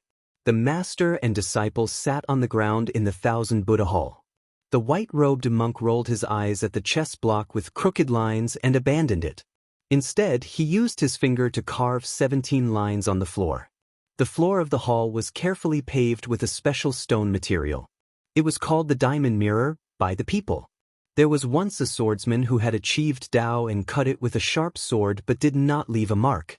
Therefore, the 108 clear footprints showed the power of a sage. The little monk Wu Nanbei was not surprised by the lines his master drew with his finger. He only said with a sad face, "Master, the abbot is fine. The other abbot will definitely talk to me for a few days and nights." The white-robed monk said nonchalantly, "Let them nag." The little monk said with grief and indignation, "But they don't want to talk to you, Master. They just won't let me go." This was the unique catchphrase of the strange family of 4 in this temple. The white-robed monk turned a deaf ear to it. He glanced at the 19 chess blocks and made a sound of surprise. He thought for a while and clapped his hands and laughed. "Wonderful, it's a pity there's no wine. Back then, Master played 2 games to a draw with an old hooligan like you. They were 15 and 17. He said angrily that if there were 19, I wouldn't be his opponent. But looking at the situation at that time, this hooligan wasn't willing to be the first to propose 19. Stupid Nanbei, do you know who came up with the idea? I think it's Su Fengnian's second sister. She's called Su Weisheng. This name is very impressive. This thing has been envious of you for a long time. She complained that you didn't care about the name at all. Heh. Actually, I think this thing's name is nice. I just don't dare to say this to this thing. It's Su Fengnian again. When Master goes back, I have to record how many cleavers he has in the account book. Master, you're recording cleavers every day now. If Su Fengnian really comes to the temple in the future, what should I do? Should I help this thing or you, Master? What do you think? I'll help Master first. When the time comes, I'll help this thing. Nanbei, Master really didn't see it before. Turns out you're not stupid. Isn't that so? If you're not stupid, then you're still stupid. When the day comes when you're not stupid, this thing will really not like you. Ah? Master, don't scare me. I won't be able to sleep at night. I won't have the energy to cook for you tomorrow. If that's the case, just pretend that Master didn't say that. Master, I don't want to learn chess anymore. I want to go outside and chant scriptures. Stupid Nanbei, Master told you that chanting scriptures is useless. The scriptures and the 1,000 Buddhas in this 1,000 Buddha hall are all dead things. If chanting scriptures could produce relics, the abbot would have burned tens of thousands of them. Let's not talk about this anymore. I'll teach you how to play chess. The white-robed monk only roughly explained the rules of chess. In the first round, he allowed 6 stones. Both the master and disciple placed their stones very quickly. The stupid Nanbei naturally lost. In the second round, he allowed 5 stones. The little monk still lost. In the third round, he allowed 4 stones. The little monk lost 3 rounds in a row. The white-robed monk frowned and said, "Nanbei, this won't do. How are you going to give this thing a handicap tomorrow and not let her see that you're giving her a handicap?" The little monk, who had a serious expression once he did something seriously, nodded and said, "Master, I'll play more seriously." In the fourth round, he only allowed 3 stones. According to common sense, the white-robed monk allowed fewer stones. Moreover, he didn't deliberately give the little monk a handicap. Naturally, the little monk's game should be getting worse and worse. In fact, after 4 rounds, the little monk's situation gradually improved. In the 5th round, the white-robed monk looked at the sky and said, "I won't give you any stones in this round. If you can last until the 160th round, you win. You can go play with this thing tomorrow." Chapter 229. The stupid north-south nodded vigorously. Just as he was about to start with the white piece, he accidentally saw an ant scurrying around in his cassock. The little monk smiled innocently and gently stretched out his 2 fingers that were still holding the chess piece. He let the little ant climb onto his hand and then placed it on the ground. After it was far away, he placed the chess piece on the Vajra mirror. In the end, the little monk had made more than 170 moves in this game. The monk in white did not continue. He smiled and said, "Are you asleep now?" The little monk touched his bald head and said happily, "Okay." The monk in white waved his hand and said, "Go, leave the chess set and the chess box." The little monk nodded and got up to leave the 1000 Buddha hall. The monk in white sat cross-legged and waited for his disciple to leave before returning to the hut. He then rested his chin on one hand and leaned his body to look at the chess game. The white-robed monk stretched his back and said softly, "Chao Zhangqing, you're still so patient. No wonder you're called Chao Guanzi." Apart from his words, the hall was still silent. The monk in white reached out and grabbed. The dozens of white chess pieces on the ground suddenly floated in the air. With a light flick, the chess pieces shot to the side like rain. After a while, a scholarly man dressed in a green robe appeared in the hall leisurely. He held the 16 chess pieces in his hand and flicked one chess piece with each move. The chess pieces were nowhere to be seen in the air. In the blink of an eye, 15 chess pieces were stuck to the monk's cassock. This frivolous monk who drank wine, ate meat, and even had a wife and a daughter did not move. However, the 1000 Buddha statues in the hall were shaking together as if they were being invaded by demons. Especially the few Vajra Bodhisattva statues. When they swayed back and forth, they were particularly intimidating.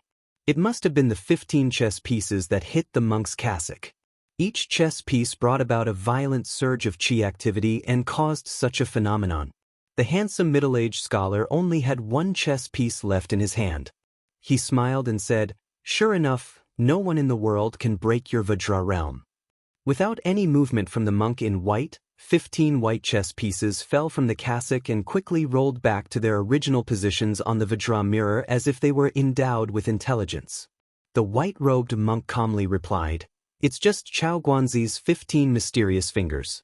Why don't you take out a celestial phenomenon cultivator and try?"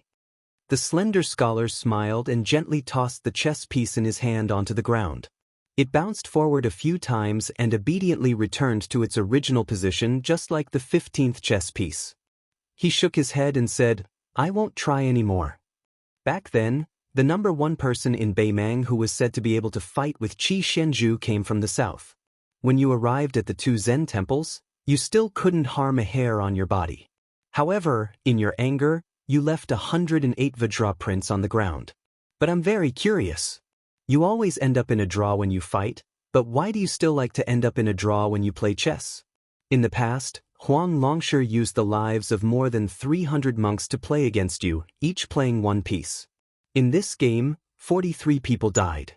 Fortunately, you were able to draw.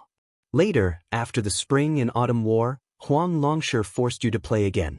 However, he used the hundreds of Buddhist temples in the hundreds of counties in the world as chess pieces.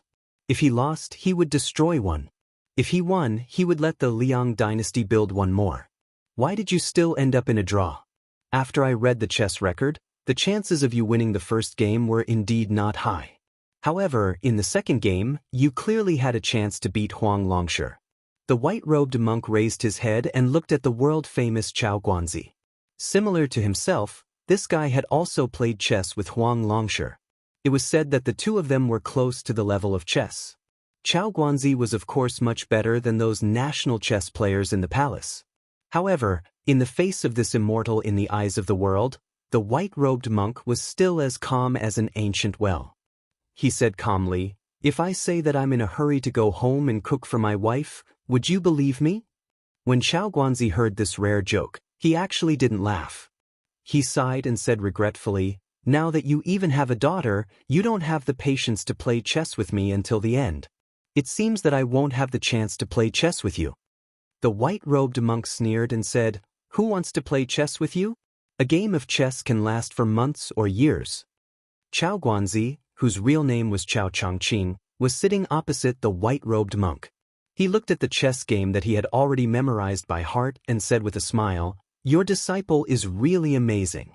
No wonder he is regarded as the hope of the Dharma ending tribulation by Buddhism." The white-robed monk said calmly, "Chao Changqing, my temper is actually not as good as you think. You are willing to play chess with me, but I am also not willing to fight with you. Here, I found some good wine for you in the palace." Chao Guanzi took the wine pot from his waist and threw it to the white-robed monk. Then he picked up a white chess piece with his left hand and gently placed it down. He seemed to know that the white-robed monk wouldn't play chess with him. His right hand picked up a black chess piece and placed it on the ground, creating a scene of self-entertainment. He said, "Don't worry, I would rather compete with Dong Tai's peach blossom branch than have anything to do with you. The world only knows that you are invincible, but I know the terror of your angry eyes." The white-robed monk drank a mouthful of wine and frowned. He asked, "That Korean cat didn't make you stay?" Chao Guanzi played chess on his left and right. He shook his head and said, "It was a coincidence that we didn't meet this time." The white-robed monk wiped his mouth and asked, "You are a scholar from West Chu who is in dire straits. Are you still thinking about finding the little princess who is blessed with destiny and reviving the country?" Chao Guanzi looked lonely and said, "Why wouldn't I? Everyone said that she died with the emperor, but I still don't believe that the little princess is dead. West Chu's dragon aura still exists, but the imperial astronomer doesn't dare to admit it." The white-robed monk raised his head and drank a mouthful of wine. "Chao Changqing, are you here for my new calendar?" The Liang dynasty follows the old calendar and was originally following the will of the heavens. However, after annexing the 8 countries, it is obviously no longer appropriate. The imperial astronomer is busy with this, but I am not in a hurry. Are you thinking of doing something? Leaving a chance for your little princess to revive the country? Chao Guanzi suddenly stood up and bowed deeply. He didn't straighten his back for a long time. The white-robed monk sighed and said, "Chao Changqing, do you really not know that this is a shady business against the will of the heavens? Don't you know what happened to Heavenly Master Ren on Mount Longhu?" Chao Guanzi, who had almost become the champion of Jianghu in one fell swoop and whose pride didn't lose to anyone, still didn't straighten his back. The white-robed monk hesitated for a moment and said in a deep voice, "It's not that I don't want to help, but the general trend is irresistible. The old West Chu can't succeed at all. So what if the Grand Preceptor, Sun Shiji, works from the inside and outside? Do you really think that everyone in the world is a fool who waits for death? Su Shao, Gu Zhentang, the 6 vassal kings are not dead. Now, Zhang Julu and the one in the palace, Chao Changqing, O Chao Changqing. The sage only said that you should turn the tide, but the tide has passed and the general situation has been decided. What can you do? Not to mention you, even immortals like Qi Xuanzhen can't do anything." Chao Guanzi straightened up and was speechless with a miserable expression. Outside the Thousand Buddha Hall, lightning flashed and thunder roared. Soon, it was raining heavily. The white-robed monk looked down at the white chess piece that Chao Guanzi had placed on behalf of his disciple and decided to ignore it. How could this be Chao Guanzi's flawless chess piece? For a moment, he felt a little sad and sighed deeply. Fine. This pot of wine is good. I can only guarantee that the little princess of West Chu won't die. As for the rest, I can't help.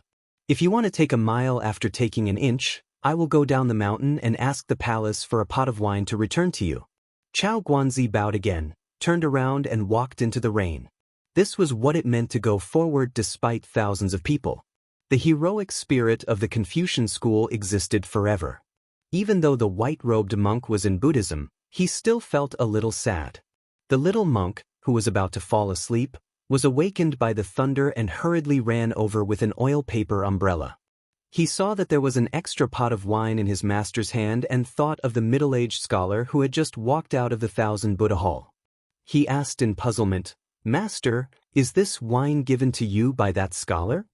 The white-robed monk nodded. The stupid North-South put away the umbrella and grinned.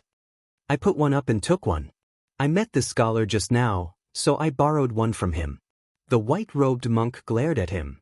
"Why did you borrow it from him? It will take years to return it to you."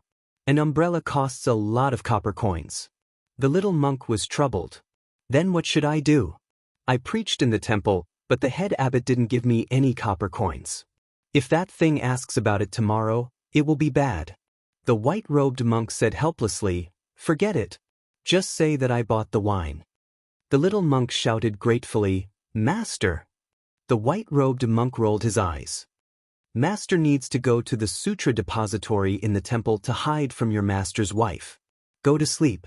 The little monk said nervously, "Master, why don't I tell the truth to master's wife?" The white-robed monk stood up and knocked on his stupid disciple's head. "Idiot!" The little monk smiled brightly. The white-robed monk said earnestly, "North-south, if master's wife gets angry tomorrow, at most you will have to eat less and work more. But when your master's wife is in a bad mood, she likes to go down the mountain to buy clothes that she can't wear more than a few times a year. This is all master's hard-earned money." The little monk suddenly understood.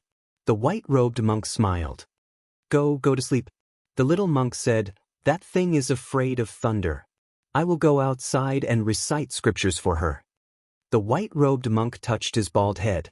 This disciple, standing at the entrance of the Thousand Buddha Hall and looking at the stupid north-south who was running in the mud without caring about the rain, the white-robed monk murmured, "Stupid north-south, you have a Zen that doesn't let down Buddha and Qing." Chapter 230. In the night, White Fox stood in the outer corridor of the third floor of the Tide Listening Pavilion. It was hard to believe that this Bailiang Palace, which occupied an area second only to the king of Yanqi among the seven kings, did not have a single master. Not to mention the early death of the princess, Su Xiao, who had taken the title of Pillar of the State, was far away in the capital. Even His Royal Highness had run out of Bailiang. The eldest daughter Su Weisheng was still fine, as she was not judged by her appearance but by her talent. She was still studying in the Shangyin Academy, while the youngest son of the king of Bailiang, Huang Manor, Su Longxiang, was practicing in the Dragon Tiger Mountain. This made White Fox laugh at himself when he occasionally took a break. When he met Su Longxiang, who was no different from a refugee or a beggar, he had never thought that he would be able to climb to the third floor of the arsenal today. He had already prepared for the worst-case scenario of doing business with the king of Bailiang, which was to read all the books in the Tide Listening Pavilion. Later, he borrowed Su Fengyan to embroider the winter and spring thunder sabers, but he did not regret or feel any heartache. For him, there was nothing to be reluctant to let go except to keep his life to practice the saber. White Fox put his hands on the cool railing, thinking a lot. Like the rest of the people, he used to have a big prejudice against Su Xiao, who had conquered the world and built this honorable mansion. However, after staying here for more than a year and looking back at the hunchbacked and slightly lame old man, he always had a heartfelt admiration. The 11 barbarians inside and outside, those who dare to call themselves soldiers, will be beheaded immediately. The world's territory, the sun and the moon, the mountains and rivers, all are the subjects of the Liang dynasty. These two bold words were not the armchair strategists of those poets and writers, but the words of the ignorant man Su Xiao, who had been criticized by scholars for many years because of his lack of knowledge. What was more commendable was that Su Xiao almost did it. This was simply inconceivable. "Mr. Nangong, it's rare to see you slacking off." A cold voice came from behind White Fox, with a slight smile. Bai Hu turned around and looked at the man in front of her. She shook her head and said, "I don't dare to be called Mr. by military advisor Li. Congratulations on reaching the third floor. You're 1 year faster than I expected." The one who came was none other than the state scholar Li Yishan.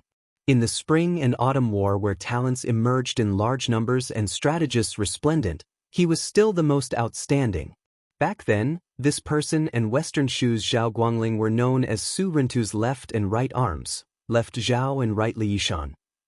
Generally speaking, one person was the strategist, the other the decisive. Among them, Zhao Guangling was proficient in Changyang stratagems, while Li Yishan focused on scheming. Many of the schemes that harmed the virtue of the underworld came from his hands. The two worked together, their coordination was flawless. Zhao Guangling vomited blood and died in the territory of Western Shu. His merits and demerits could not escape the eyes of everyone. Li Yishan stayed at the Tide Listening Pavilion to advise the king of Bailiang on the strategy.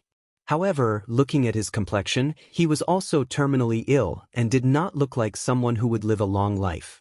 Indeed, when Western Shu was defeated, it was Li Yishan who proposed to kill anyone above the wheel, regardless of whether they were women or children.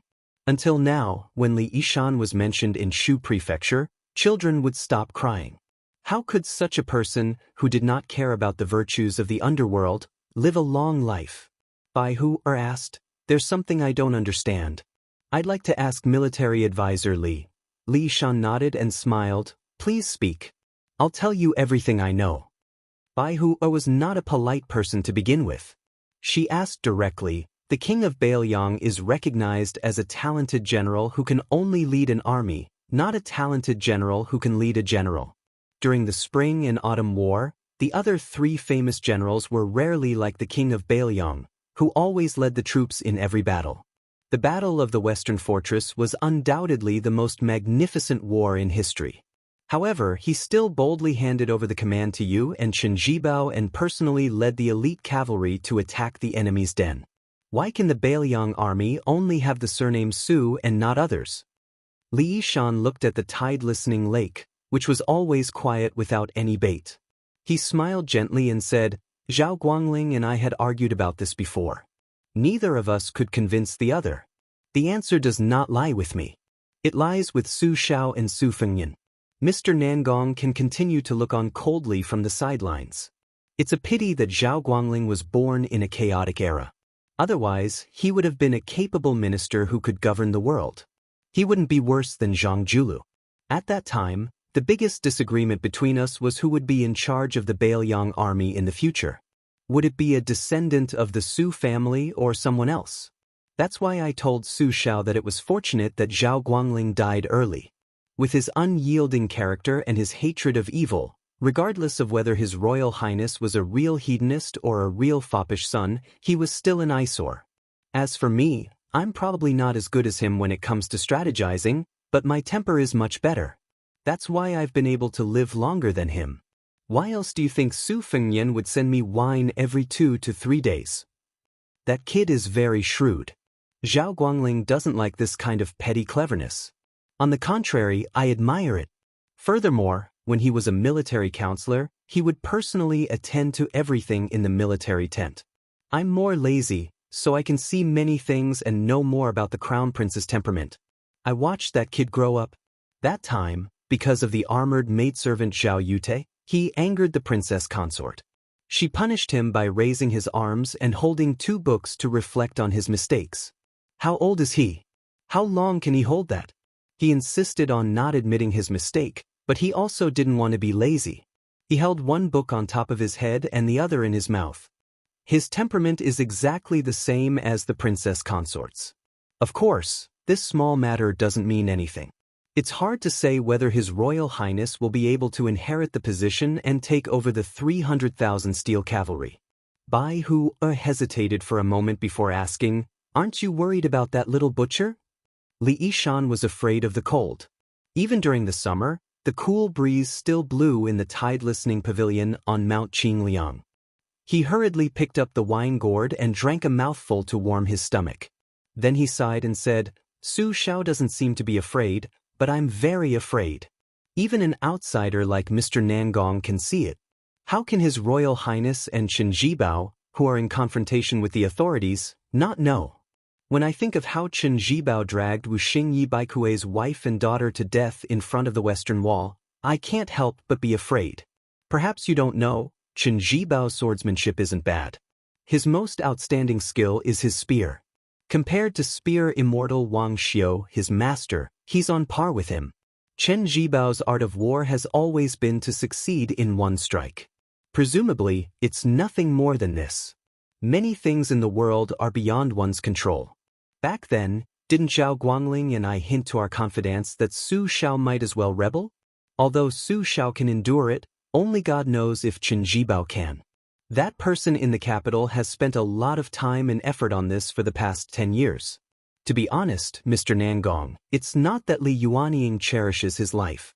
It's just that I'm afraid the building will collapse. I'm sorry for the princess in white who plays the drum. Bai Er's face seemed to be affected by Li Yishan's invisible murderous aura. Her mood was somewhat heavy. Li Yishan exhaled deeply. He raised his head and drank a mouthful of wine. He laughed and said, "Today, I came downstairs to tell Mr. Nangong these words from the bottom of my heart. I hope that Mr. Nangong will remember this faint friendship when you come out of the tide listening pavilion. Feng Yan's cleverness was carefully taught by me, a dying man. Mr. Nangong, please don't be angry at this guy's slyness. Since Feng Yan's temperament is similar to that of the princess, he is naturally not bad." Bai Er's face only nodded. Li Yishan, however, knew that it was enough. The man who had seen countless battles with his own eyes said in a trance, "It's a time of peace now." Not to mention the common people, even some young generals can't imagine the magnificence of hundreds of thousands of soldiers fighting a fierce battle. Such a scene, although covered in bones, can still inspire countless men to advance dauntlessly. Bailiang is a good place. Horses galloping from the north are arrogant, and songs from the south are all dead. Although they are worried about the fall of the country, they are not mourning.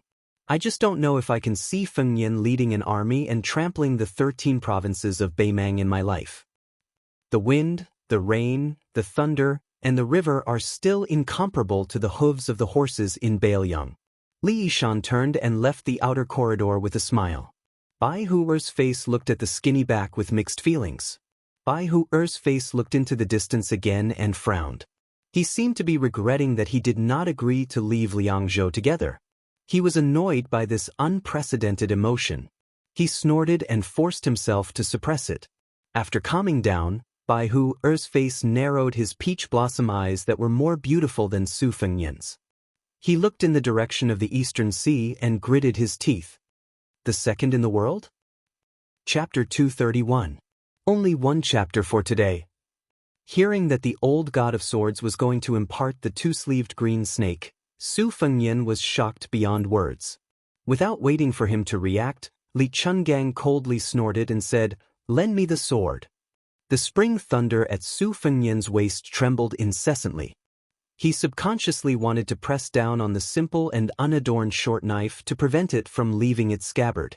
The old man wearing the sheepskin fur coat sneered and said, "I'll let you experience the Wu family's sword mound's imperial sword ascending Mount Kunlun."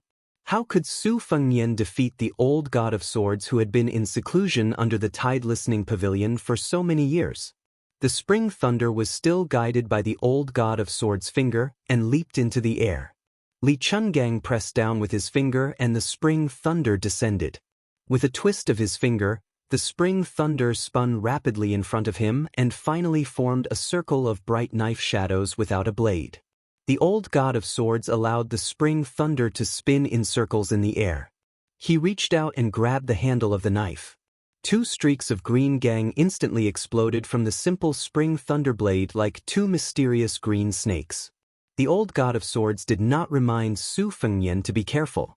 Using the knife as a sword, the sword aura was imposing and he chopped down at Su Fengyan who was pondering the imperial sword school. The sword aura roamed and instantly shot towards Su Fengyan's face. Last time on Mount Wudong, Su Fengyan fought against an imperial bodyguard of the Dongyue imperial family. That bladesman used a pair of wild brocade knives. What Su Fengyan valued and envied the most was that person's unique drawing knife technique. Seeing the green snakes surging toward him, Su Fengyan did not know how to understand that mysterious meaning. Since the green snake sword aura was unavoidable, Su Fengyan drew his knife out of its scabbard in a flash. With one breath, he raised his knife to block the cold sword aura. Standing at the top of the slope, Su Fengyan was pushed to the waist of the slope by the two intertwined green snakes. Dust flew up from the ground. His Royal Highness sleeves and shoes were all destroyed. However, the old man with the sheepskin coat took advantage of his position to bully Su Fengyan. One sword after another, the sword aura grew stronger and the green gang became denser. Su Fengyan did not even have time to catch his breath. Fortunately, the fourth floor of the Grand Yellow Courtyard allowed two cheese to produce green lotuses. Together with the green snake out of the hole, he was forced to retreat from the waist of the mountain to the foot of the slope. The old god of swords narrowed his eyes as he stood at the top of the slope. He asked, "Your drawing of the blade is a small trick." If this old man is not wrong, this is the famous technique of the Eastyu imperial family. It has never been written down in a secret manual and is only passed down by word of mouth. How did you learn it, kid? The qi in Su Fengnian's body was surging like a tidal wave. His grand yellow courtyard had just stabilized, so he immediately felt extremely uncomfortable. He said bitterly, "I once saw a member of the Eastyu imperial family use drawing of the blade once. You can say that I learned it secretly." The old god of swords nodded and did not think much of it. He only smiled and asked, "Have you rested enough?" Su Fengnian made a prompt decision and said resolutely and decisively, "Not yet." The old god of swords was not a kind person. He laughed and the green snake in his hand rose again with an even more ferocious momentum. It was not that Su Fengnian did not want to avoid the sharp edge, but that he could not escape at all. He could only use the most clumsy method to meet force with force. Fortunately, Li Chungang seemed to be holding back on purpose. Every time he attacked, he was not ruthless. Compared to the 300 Zhonglong sword forces on the official road, his aura was more like a soft knife cutting flesh. He probably wanted to see how many green lotuses the grand yellow courtyard could produce. Su Fengnian gritted his teeth and sank his feet into the mud. He used the sword move covering armor imparted to him by his aunt to resist the green snake sword force. Unfortunately, the old god of swords' sword aura was so powerful that Xiaodong could not bend any further under the pressure of layers of sword aura. With a bang, Su Fengnian and Xiaodong flew backward. They tumbled a few times before they got up and another green snake slithered over. Su Fengnian risked his life to change to the sword move from the flying sword of Dunhuang to fight the enemy. When he was sent flying again, his mind was in a daze and he had a glimmer of understanding. The superior way of the sword was divided into the control of the sword and the creation of the aura. It gave up the sword will and sought the sword moves. Therefore, the sword tomb of the Wu family was the best. However, there was a flaw. The more profound a swordsman's cultivation was, the more he needed a divine weapon. For example, when Wu Luding left the tomb, he brought the Su of Gojosian with him. As for the latter, the long sword itself was only a support. The aura of the sword was the way of the king. For example, when Li Chungang used the umbrella and the water droplets as his sword, he could already predict that everything in the world could be used as a sword. However, when he truly faced the green snake with two sleeves, Su Fengnian realized that the reason why Li Chungang was able to reach the peak of the way of the sword was because of the old god of swords' control of the sword and the creation of the aura of the sword. The green snake slithered in a seemingly straight line, but in reality, it could freely change its direction under the guidance of the qi. It was because of the exquisite control of the aura that it could create such a grand scene. The old god of swords held the spring thunder in his hand and slowly walked down the hill.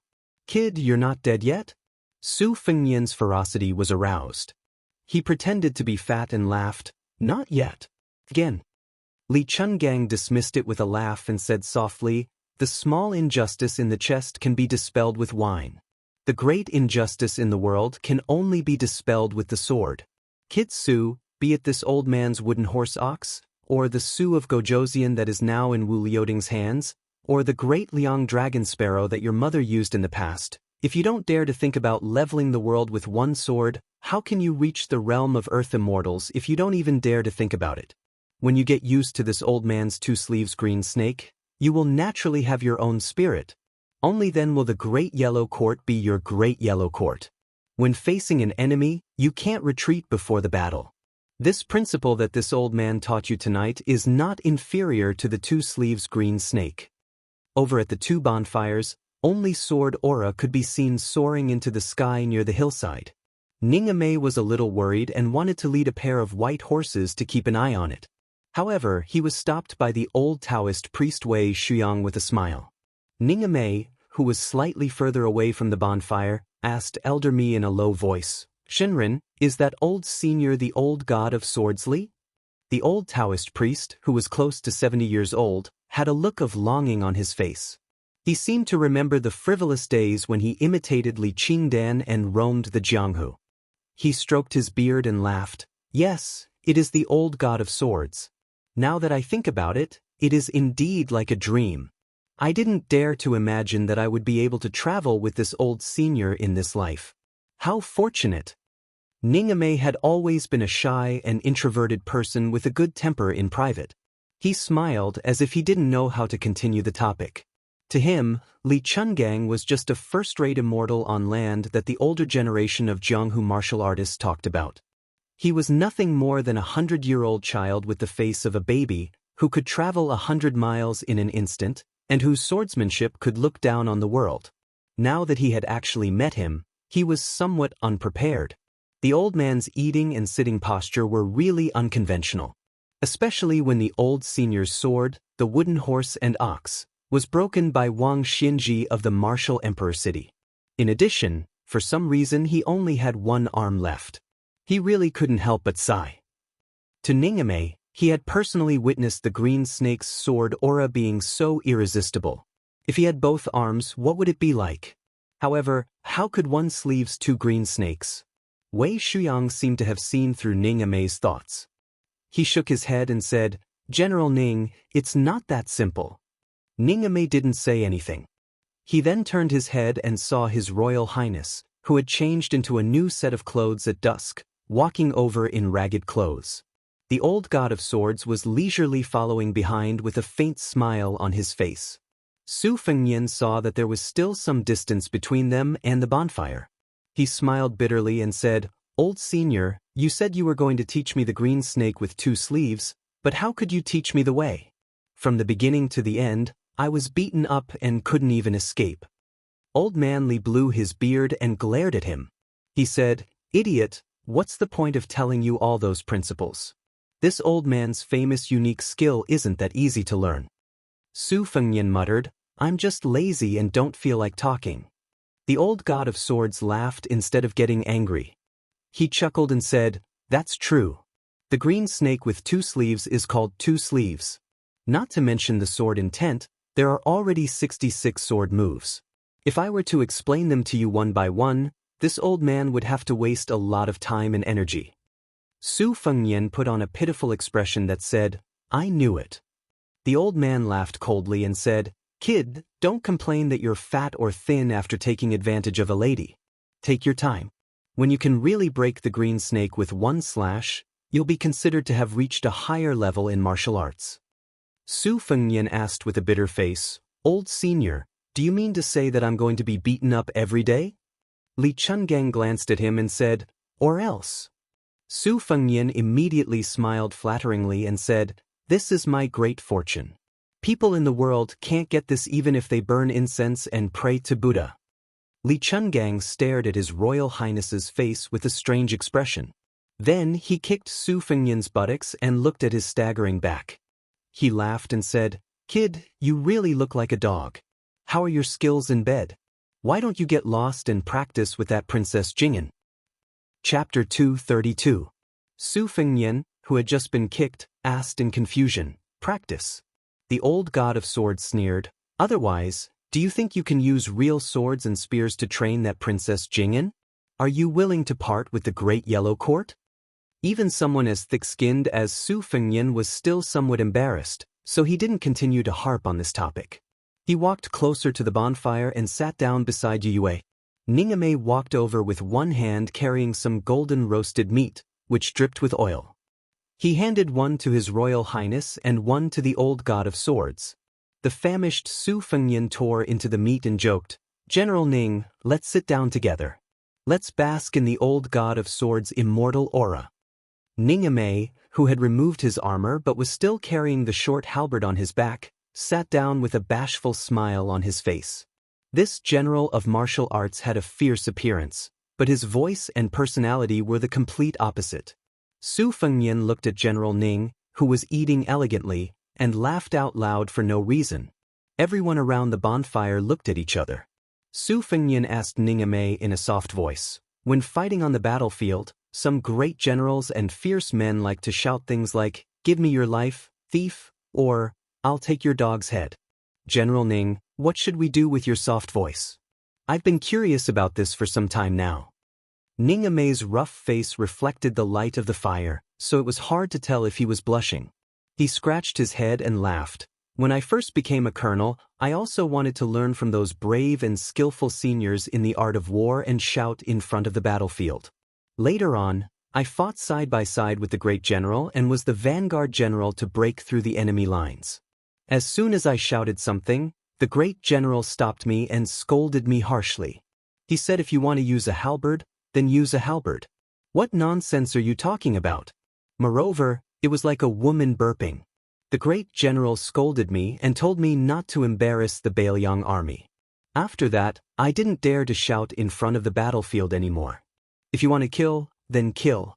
Just kill. I knew you would be scolded badly by Su Shao. Su Fengyan held his belly and laughed. His ragged appearance was no better than the beggar he had been 3 years ago. As he laughed, he swung the barbecued meat in his hand. Princess Jing, who was not far away, looked a little absent-minded. Needless to say, King of Jing and Xiaoheng had always been high above the masses, spotless and sanctimonious. Even heir apparent, Zhao Sun, had always had a crafty style of not getting tired of eating good things and not getting tired of delicacies. From the large decorations in his room to the small jade pendant on his waist, all of them were treasures and had absolutely no fate with the word tacky. Su Fengyan glanced at Princess Pei and then smiled at Li Chungang, who was wolfing down the food. Old senior, how is General Ning's halberd skills? Can it be said to be at the point of perfection? Hearing this, Ning Amei immediately became restless. As expected, the sharp-tongued old man with the sheepskin fur coat spat out a piece of bone and laughed. Point of perfection? That empty-handed Wang Mingyin who stole the halberd should have already transcended mortality and become a saint. Why is he only ranked 11th in the world? You rascal, if you want this old man to teach this fellow halberd skills, just say it. Don't try to trick me. Su Fengyan smiled and said, Old senior, please do not hesitate to teach me. The old god of swords said impatiently, we'll talk about it when you're in the mood. Su Fengyan saw that Ning Amei, the big halberd, was only immersed in shock and surprise. He quietly stretched out his leg and kicked him. The latter's body trembled and he cupped his fists and said, Ning Amei thanks the old god of swords. Old Manly glared and said, What old god of swords? Did you recognize Dong Tai as the new god of swords? As long as I haven't fought with this junior, this old man is still the god of swords of the Jianghu for the past 100 years. Ning Amei was terrified. How could he understand Li Chuangong's temperament? He could only look at His Royal Highness for help. Su Fengyan waved his hand and signaled Ning Amei to leave first. Just as he was about to smooth things over, he inadvertently saw the little mud man holding a book and wiping her tears. Her slender shoulders trembled. He stretched his head and vaguely saw the title of the book. He laughed involuntarily. It was Wang Chudong's The First Snow, but he did not know which volume she was at. Su Fengyan sat over and gently snatched the book. He glanced at it and looked at the pages. Jiang and I was already at the end. She was probably feeling sad because of the line, May all lovers in the world be together. Without waiting for the little mud man to fly into a rage, he tactfully returned the book to her and teased, It's all a fictional story. You can even cry after reading it? Countless infatuated men and women in the world have shed tens of thousands of caddies of tears for this book. You're nothing more. Jiang and I held the book, The First Snow, tightly with tears in her eyes. Choking with sobs, she scolded, Do you think everyone has a heart of stone like you? Li Chungang joined in the fun and said, This old man had time to take a few glances. The love in the book is still okay, but this Wang Dongxiang's poem is really good. It follows the sages of the past and has a deep understanding of the essence of poetry. However, there are a few pieces that are not up to standard. I don't know who he learned this bad habit from, but there are large sections that are copied from the 3 mysteries of Lao Zhuang and Yi. Especially some of the rare words peeled from the Buddhist scriptures. If this old man were to comment, he would be suffering from a Zen disease. However, after the Spring and Autumn War, hundreds of thousands of scholars fled Zen. Therefore, it can't be said that this Wang Dongxiang is not talented enough. He is just following the trend of the times. Suddenly, Su Fengnian and the old man tacitly stared at each other, making the people around them look at each other in dismay. These two fellows had strange smiles on their faces at the same time, but Li Chuangong's smile had a hint of regret. Both of them sighed at the same time. Even Jiang and I could not help but tidy up her emotions. She curiously muttered, "What happened to these two fellows?" Naturally, she did not know that the old god of swords' nickname, Li Qingdan, came from a poem that was gifted to him by a lady from a noble family. That lady was no different from Wang Dongxiang. At that time, she was also a prodigy like a poet in the scholarly and literary world. However, the most brilliant poems in her life were all written for Li Chungang, whom she admired. Unfortunately, Li Chuangong's heart was undistracted. He was deeply in love with the way of the sword. When he was young, he did not care about love at all. Many women were sad because of this and could not rest in peace until they died. In this matter, how similar were Su Fengnian and Li Chungang? Chapter 233. The Sutra Pavilion of the two Zen temples contained countless classics. It was made up of 16 floors, but there were still many books that could not be stored. Although it was not a forbidden area, there was no place to burn incense. Pilgrims did not dare to walk around in this sacred land of Buddhism. Therefore, there were very few people in this area. Only a few monks came and went in a hurry, either to borrow books or to return books. Therefore, the group of 3 was particularly eye-catching today. A woman who looked like a young woman was holding the ear of a young monk who was wearing a special monk robe. The young woman was nagging nonstop. The poor young monk was being held by the ear and scolded. When he saw the monks of the temple, he still had to bow and greet them politely. Among the monks, there was no lack of eminent monks of the Hui generation. They were all in their 60s. When they saw this young monk who often taught them, they would also respectfully put their palms together and salute. However, when the old monks saw this scene, they all looked down, as if they did not see anything. As for the younger monks of the temple, the more timid ones would blush and grin at the young woman and the girl behind the monk. The more courageous ones would stop and follow a few steps, calling her mistress. Most of them would try to worm their way into being friends with the girl of the same age. Unfortunately, the girl ignored them and was annoyed. She glared angrily and said, "Go away, who are you gathering so many bald heads to light up the lanterns for in broad daylight?" The young monks laughed and dispersed, not forgetting to sneak a few glances at the girl. The young woman who had been holding the young monk's ear said angrily, "Nanbei, you're really loyal. If I didn't ask my daughter to do it, how long would it take for you to give up your master? Tell me, why is your master hiding in the Sutra Pavilion? Which vixen at the foot of the mountain did he receive a love letter from this time?" The young monk who had no choice but to tiptoe said with a bitter face, "Mistress, I really didn't. Master is really studying the Buddhist scriptures. In the past few years, whenever the great abbot handed me a letter, I would quickly take the initiative to hand it over to mistress." The young woman laughed and said, "Bullsh *t. When was it not intercepted by something first? You two little brats peeking at it? What's there to see? Isn't it just a roundabout way of expressing admiration, adoration, and yearning? These women don't even know how to be shy. They're actually flirting with a monk." These 3 were, of course, Miss East-West, the little monk Zun Nanbei, and the famous tigress of the 2 Zen temples. "Mother, you even married a monk. Mother, you're married to a monk." The young woman was very amiable towards her daughter. She increased the strength she used to twist her daughter's ear. She turned her head and said softly, "Daughter, how can this be the same? If I don't go to hell, who will? It's enough for your father to harm one woman." Stupid North and South hurriedly expressed their loyalty and said, "Mistress is kind and virtuous." The young woman did not loosen her grip after listening to his flattery. Instead, she tightened her grip and snorted, "You're becoming more and more slippery like your master. You've gone down the mountain twice and now you know how to change your mind according to the wind? How could this be? Daughter, be careful in the future." The small monk wanted to cry but had no tears. It was over. He would probably have to eat half a bowl of rice for every meal for the next half a month. Sigh, forget it. I'll just use the copper coins I saved to buy some nice clothes for East-West. When they arrived in front of a sutra building, the young woman finally let go of the small monk. She shouted angrily, not losing to the Buddhist lion's roar, "Li Xiaoxin." The small monk said timidly, "Mistress, Master said that monks don't talk about their names, nor do they talk about their longevity." The young woman ignored him and East-West said unhappily, "Shut up."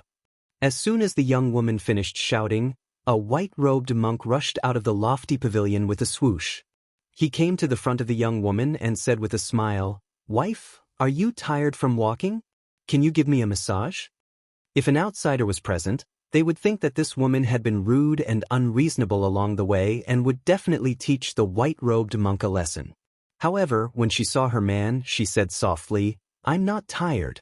It's just that I haven't seen you for a few days and I miss you a little." The white-robed monk, whose real name was Li Xiaoxin, smiled intoxicatingly and did not speak. Since she was here, there was no zen in the world. The East-West girl shook her head and walked away like an old man. The small monk, Nanbei, followed behind her and asked softly, "Going to play chess?" The young woman, who was thinking about which abbot to ask for fruits to satisfy her cravings, frowned and said, "Aren't you going to teach some old monks with the surname Sure?" The small monk looked at the hot weather and the hair on East-West's temples sticking tightly to her cheeks. He felt a little distressed and said, "There's still 2 hours left. Do you want to find a place to cool off?" East-West said absent-mindedly, "Why hasn't Su Fengnian come to our temple to play?" The small monk smiled brightly, revealing his white teeth. He volunteered, "Why don't I tell Master to let me go down the mountain to find Su Fengnian? Can I show him the way?" East-West did not speak. She just turned to look at this stupid Nanbei. Alas, a few years ago this stupid Nanbei was half a head shorter than her. How did he suddenly grow so much taller? She walked to a cool corridor under the eaves of a sutra pavilion and sat on the railing. She held her chin and said, "Nanbei, you're so stupid. If I'm not by your side in the future, what will you do?" Nanbei had always been scolded as stupid by this family of 3. In fact, he was the one taking care of these 3 lazy guys. However, he was seriously thinking about this problem. His expression was even more serious than when the old monks in the temple asked him about the ambiguity of Buddhist scriptures. He seemed to have finally figured it out and smiled. "It's okay. As long as you're happy. Look at Master and his wife, they're so loving. You'll definitely be like them in the future. Don't worry, East-West, monks don't lie. I'm a man of my words. In the future, I'll definitely give you a box of the best and most expensive rouge. As for the saraira, I can probably afford it." East-West turned around and slapped the small monk's bald head. "Are you really going to burn the saraira after becoming Buddha? Aren't you stupid?" Nanbei smiled foolishly. He was quite stupid. Chapter 234. Inside the carriage, Su Fengnian and Princess Pei's chess game was a bit messy. Princess Pei's chess skills were originally on par with His Royal Highness's, but today, she had easily won 2 games in a row. She couldn't help but raise her head to look at his expressionless face. She wondered if it was because he was afraid of returning home? Was it because of the big sister, Su Jihu, who had stirred up a storm of criticism and even shook the capital university? Princess Jing, and could be considered to be born into a wealthy family. She was used to the internal strife between brothers. There were very few families that were truly harmonious. Princess Pei had only heard rumors about the most famous widow in Gangnam-do. Not long ago, she had been slapped in the face by a woman from the neighboring Jiangxin County. This talented woman had created a saying that Su Jihu was a broken incense burner. The incense burner was porous and was a metaphor for a slut. This saying had never appeared in any books. When the scholars of the 2 counties came back to their senses, they all slapped the table in praise. For a time, the saying of Su Jihu's incense burner in Gangnam-do became more and more popular. This was especially true for the noble ladies and young ladies of Gangnam-do who had always hated Su Jihu. They would talk about the incense burner every 3 sentences, which made them feel indescribably comfortable and satisfied. After Su Fengnian conceded, he didn't propose a rematch this time. Instead, he left the carriage and jumped onto a snow-white famous horse from the western regions. This fine horse was once the king of the wild horses on the border of Bailiang. It was undoubtedly the most outstanding heavy horse in the world. His Royal Highness said to the Lieutenant Yuan Meng, who was slowly riding behind him, "Tell General Ning that we will enter the city together." Yuan Meng's expression changed, and he secretly grinned. Under normal circumstances, the Bailiang battalion would maintain a distance of 1 li. Today, since His Royal Highness wanted to take a stance, he was naturally happy. As the leader of the 100 White Horse loyal followers, although he didn't insult the Bailiang army by fighting to the death in the Battle of the Reed Marshes in Qingzhou, His Royal Highness had shown such bravery. The Phoenix Battalion had only suffered heavy casualties and couldn't help much. It was always suspicious that they were of little help to the overall situation. During this period of time, Yuan Meng had been unhappy and wanted to vent his anger. Wasn't the opportunity now? Yuan Meng turned his horse around and quickly galloped away. He saw Ningame, whose arm had healed and was once again holding his halberd, and said in a deep voice, "General Ning, His Royal Highness has ordered that we enter the city together." Ningame, who was wearing heavy black armor, nodded. He pulled down his helmet and looked extraordinarily stern. He pointed his halberd at Yangchun City and suddenly squeezed the horse's belly. He led the Phoenix Battalion light cavalry to speed up and gallop forward. Dust flew everywhere. All the carriages and pedestrians on the official road heard the sound of the heavy cavalry and moved to the side with pale faces. They let the group of light cavalry pass by. Su Fengnian didn't stop at all in Xiongbao County. He galloped his horse and arrived 2 days earlier than expected at Yangchun City, which was known as the heart of the world. This city's earth veins were most suitable for the growth of peonies. Therefore, Wei Ziyao and Huang Chuchun were among the top 3 of the dynasty's top 10 peonies. Su Fengnian looked at the city walls that were getting taller and taller as they approached. He didn't say a word. The guards at the city gate and the merchants and commoners who were using the road to enter the city all looked at this white-robed young master. Good heavens, this horse was extraordinary. Was it a heavenly horse? Even the officials of Yangchun City didn't have such a mount, right? The experienced and knowledgeable guards had better eyesight than ordinary people. Just this horse alone was more imposing than those generals. If there was no mistake, this young master should be one of the top aristocratic families in Yangzhou. When they asked for the road pass according to the rules, they had to smile. If this young master was a generous person, it would be even better if he gave them some money as a reward. However, when the guards heard the thundering sound of cavalry and saw a group of unfamiliar riders with unknown banners charging toward them, their expressions immediately became serious. One of them hurriedly went to inform the city gate captain, while the others berated the common people to temporarily stop entering and leaving the city gate. The 6 or 7 city gate guards and other miscellaneous people all dodged to the foot of the city wall on both sides.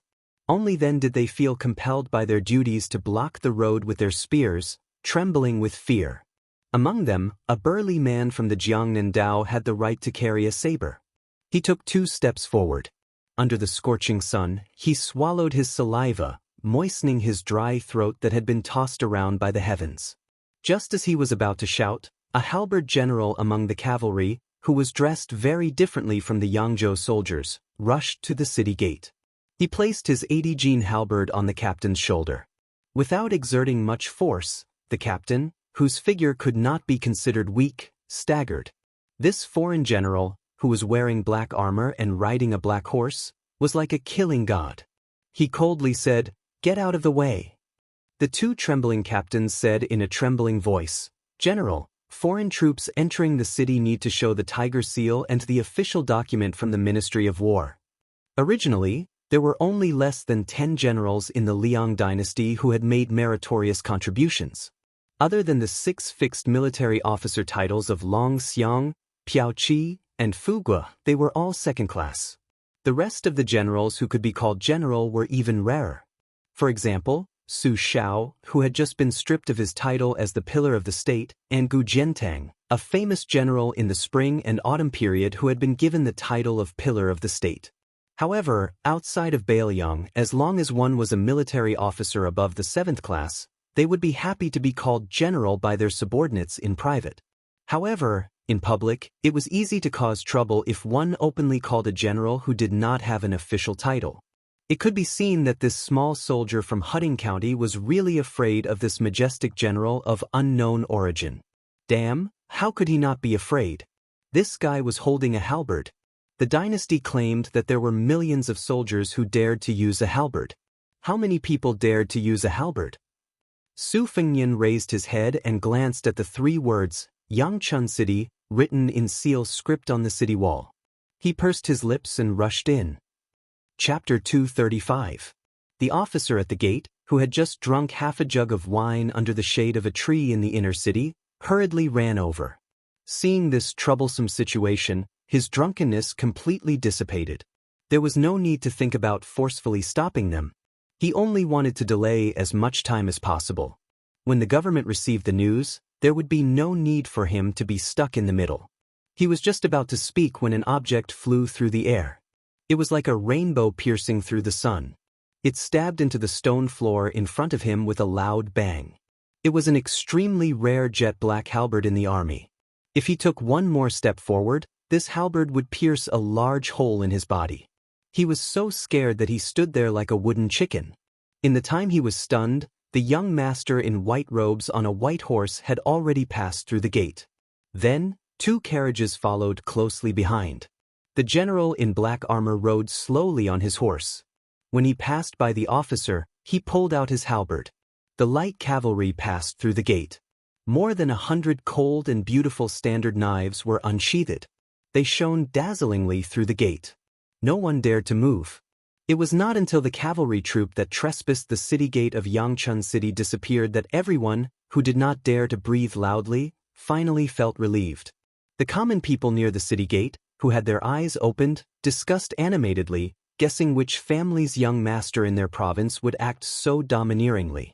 Since ancient times, Yangzhou had produced wealthy families. If it wasn't for the unjust war of the spring and autumn period that suppressed the limelight of Yangzhou's Jiangzhou group, the Green Party of Qingzhou, who had achieved success in recent years, would be nothing.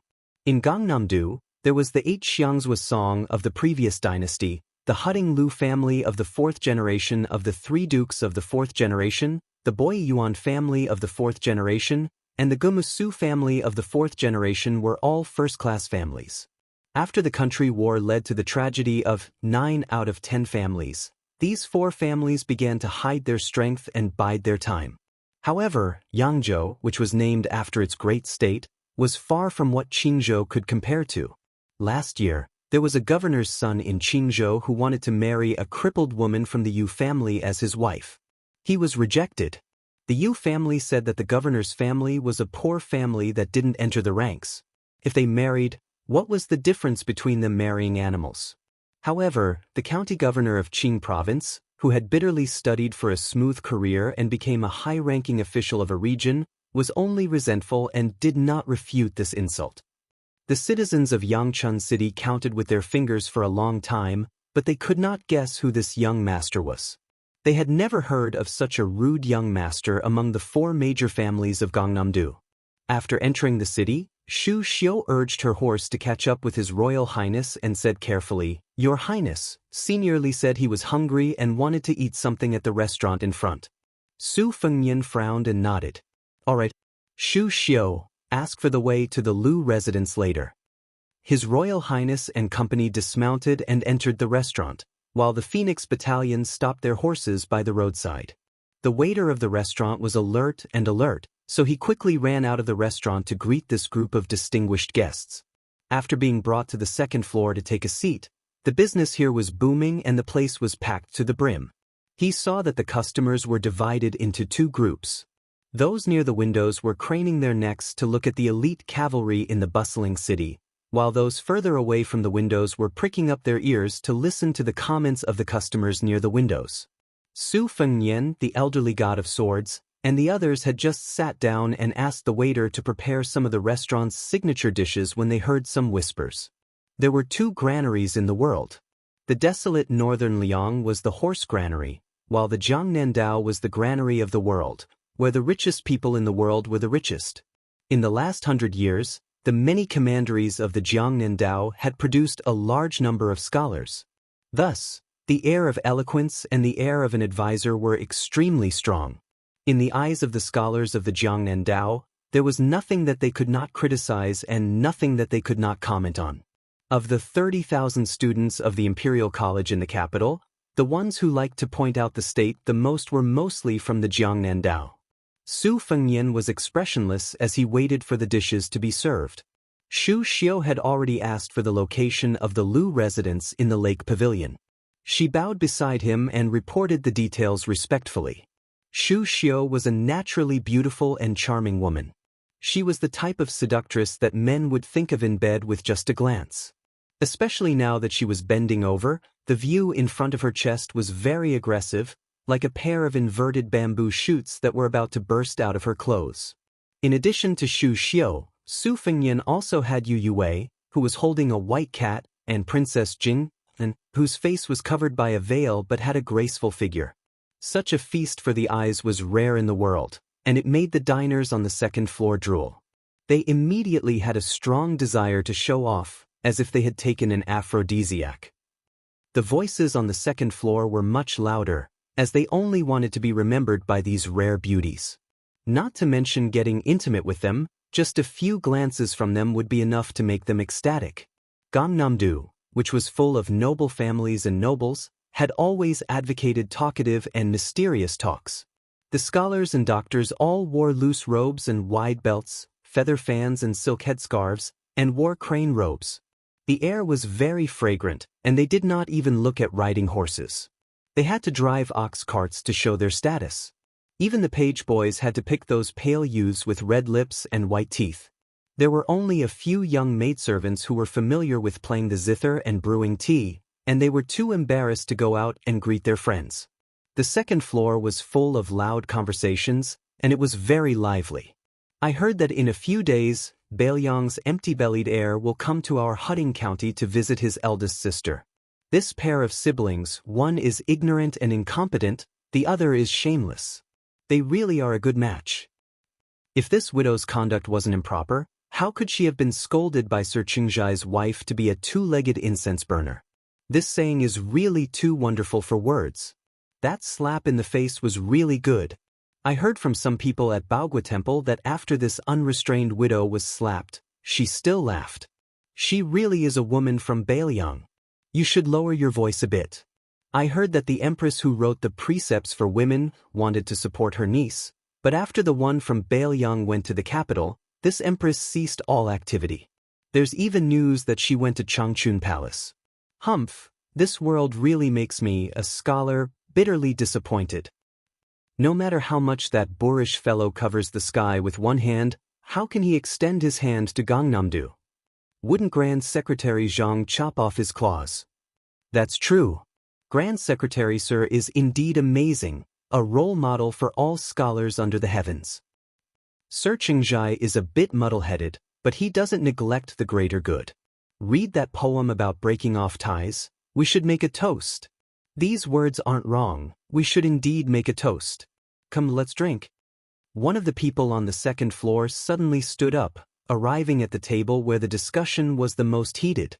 He drew his blade and hacked the table in half, calmly saying, "You want a drink, right? Today, I'll let you drink piss until you're full." Chapter 236. The middle-aged swordsman in green was about to make a move when his expression changed drastically. Without caring about etiquette, he grabbed his master's arm and hurriedly flew backward. They crashed through the wooden wall on the second floor and landed on the street. The young master asked gloomily, "Wang Meng, why are you doing this?" The swordsman replied as if he was facing a great enemy. Someone downstairs used chopsticks as swords and threw them. His sword intent has reached the first-grade realm. After the swordsman led him a few times into the alleyway, the young master elegantly folded his fan and patted the dust off his body. He smiled and said, "Little Sunny Spring City, there's such an expert? No wonder that guy with 2 sabers dared to be so impudent. Wang Meng, what grade is the expert downstairs at?" The swordsman's expression turned ugly as he said, perhaps higher than the Vajra realm. He already has some hints of the Finger Xian realm. Only then did the young master's expression turn serious. He snorted coldly and walked into the alleyway. After hesitating for a moment, he threw away the precious folding fan carved from ivory that was worth at least 1,000 taels of silver and said, "You dirted my fan. This debt must be properly settled. So what if you have a first-grade expert to rely on? I don't believe you can walk out of Yangzhou alive." Lu residence. Lu Xianlang, the clan brother of the current head of the Lu family, Lu Daolin, was sitting in the study with a gloomy expression. One of the female servants was standing and massaging his shoulders while the other was kneeling and massaging his legs. The weight of the massages was just right. The two beautiful female servants were actually a pair of twin lotuses on a stalk. Individually, the two sisters were already bright and moving. When they were together, they were even more alluring. Lu Xianlang was a famous talker in Yangzhou. The Lu family had a total of 6 people in their generation. Compared to the other large families of the same rank in Yangzhou, they were not very luxuriant. However, the Lu family could be said to have produced many talents. When the previous emperor toured Jiangnan, he had personally praised them. It was clear that the Lu family was a shining jewel. With one word from the emperor, the Lu family was established as the leader of Yangzhou. The head of the family, Lu Daolin, was now the right chancellor of the capital's imperial college. Lu Xianlang oversaw Yangzhou, where the family's foundation was. Back then, he had a battle of words with the scholars at the White Horse Temple and convinced them. Then, he had a private visit to Jiangnan province with the old Grand Secretary on whether the 6 classics were history. The debate continued until the middle of the night. The debater who had confronted Lu Xianlang had not yet made a name for himself. Looking at it now, it was simply terrifying. Other than Huan Shu, who was now the left chancellor of the Imperial College, there was also the current Grand Secretary Zhang Julu. Lu Xuanlong's loftiness in the past could be seen. Now that he was old, although he could no longer do the open-minded behavior of spreading nudity and drinking wine in seclusion, he was still a half-saint scholar praised by everyone in Gangnam-do. However, what Lu Xianlang hated the most in his life was that he had married that widow.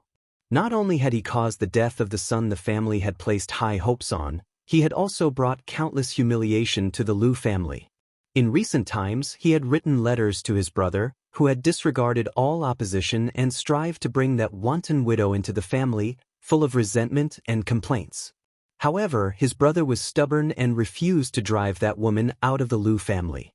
Of the 4 major families in Yangzhou, the ranking was now Jiang Xinxuan, Bo Liyuan, Hu Ting Lu, and Gu Musu. Originally, with the Lu family's wealth and power, they were firmly ranked second. However, it was because of this wanton woman, who he had never treated as his daughter-in-law, that the Bo Liyuan family's reputation overtook. Now, the crown prince of Bailiang was coming to Yangzhou. Lu Xuanlong's resentment was mixed with the bitterness that was difficult to tell to others. How could the wife of the young man from Jiangxan County, Lu Lighting, have the ability to disturb the imperial concubine who wrote the admonition for women in the palace? There was an arrangement that he did not know. His original intention was to endure the pain and remove the black sheep from the family. He could no longer allow her to stir up trouble and ruin the reputation that the Lu family had painstakingly accumulated for dozens of generations. However, he did not expect that before the imperial concubine in the palace could do anything, he received shocking news that the imperial concubine had been banished to the Changchun Palace by His Majesty and was completely banished into the Cold Palace. Lu Xianlang, who was holding a saint's classic in his hand, slammed the book on the table. The 2 maidservants were so frightened that their hands trembled and they could not help but increase their strength. This caused Lu Xianlang, who was fond of eating stones when he was young, to feel a wave of pain. This great scholar used to take bait before. Today, not only in the summer, even in the winter, he had to eat ice to relieve his qi. Fortunately, compared to the other 3 families who had taken the 5 minerals powder, he was much better off. However, to the scholars of Gangnam-do, this was nothing. Lu Xianlang was in pain from taking the 5 minerals powder. He could grit his teeth and endure the pain. However, the lowly maidservants did not serve him well. They were immediately slapped in the face. A palm print appeared on their smooth cheeks. Only then did Lu Xuanlong's mood improve slightly. He signaled a maidservant to retrieve the book. Holding it in his hand, he coldly said, "Incense burner, what a fitting name." A cold snort came from the door. "If you knew this would happen, why did you do it in the first place?" The two maidservants' faces were as white as snow, contrasting with the red palm print. Lu Xianlang waved his hand impatiently. They quickly bowed their heads and left. They did not even dare to call out their honorifics. They just kept their mouths shut and left. This was because that person did not like them to talk. If they spoke, it would dirty her ears. At the door stood an old woman who was no longer in her prime. Her expression was cold and gloomy. She had a face that did not have any good fortune to speak of. She looked gloomy. The old woman said in a strange tone, "When I came here, I met that B***. She even paid her respects to me. Lu Xianlang, only you can pick such a virtuous daughter-in-law. What a blessing." Lu Xianlang coldly said, "The eldest brother is the father. What can I do?" The old woman sneered. Her voice was like that of a ghost. "What an understatement. My son was killed because of your lack of understanding of the big picture." Lu Xianlang angrily said, "Quan is still my son." The old woman sneered, "Lu Xianlang, you have a few sons. I only have Quan." Lu Xianlang dejectedly said, "I want to read." The old woman stared at the man who should have helped and respected each other. Her face was distorted. She turned around and said, "Lu Xianlang, don't forget who my father is. Back then, you did not stop that widow from entering our house. This time, if you dare to let that little bastard surnamed Su into our house, I will not let you off." Lu Xianlang waited for her to leave. He tore a Saint's classic in half and leaned against the chair, panting. The housekeeper hurried over and knocked on the door in a panic. He did not care about the usual etiquette. His lips were pale as he bent down and whispered a shocking news that shocked the whole city. After hearing it, Lu Xuanlong's expression was uncertain. His 10 fingers tightly grasped the chair. This famous scholar of Jiangnan, who had been praised by his late father for being calm in every major event, showed a hint of fear and muttered, "What should I do?" Chapter 237. For no reason, the Lu manor closed the manor door in broad daylight. The servant girl nicknamed Xiao Er hurried back to the courtyard to tell the young lady this sensitive news. The most famous vixen widow in Gangnam-do was lying on the bed reading a novel about scholars and beauties. However, compared to The First Snow, it was unbearable to look at. After hearing Xiao Er's report, she was absent-minded. She thought it would take at least 2 or 3 days for her brother to arrive in Yangchun City. She did not care about the Lu manor's little tricks. She was not stupid. The family that Lu Lighting of Jiangxin County belonged to was only a second-rate aristocratic family in Yangzhou. How could they enter the eyes of the imperial palace? The marriage alliance between the Hu Pavilion Lu and the other 3 aristocratic families was complicated. It could not be said that they were bound together for good or ill, but it was true that they were bound together for good or ill. Without Lu Xuanlong's tacit approval, how could the imperial concubine from the palace be involved? Perhaps the mastermind behind the scenes was Lu Xianlang, the father-in-law in name. However, she was too lazy to care. No matter how Lu Qingquan died, she would have to take the blame for her husband's death. No matter how harsh and cold her parents-in-law were, she still performed all the etiquette that a daughter-in-law should have. As for often going to famous temples to listen to the debates of famous scholars and being silently criticized, she did not care about it. She liked to see those self-proclaimed distinguished scholars become as excited as if they had been injected with chicken blood when they saw her enter a banquet.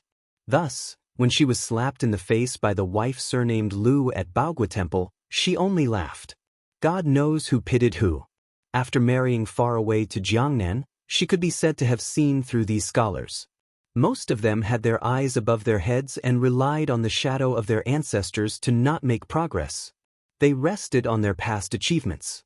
The officials from Gangnam-do, for example, were completely different from the remonstrants in the north. They liked to pick on trivial matters to make life difficult for the emperor. They were not afraid of being flogged by the court and were not afraid of being publicly humiliated.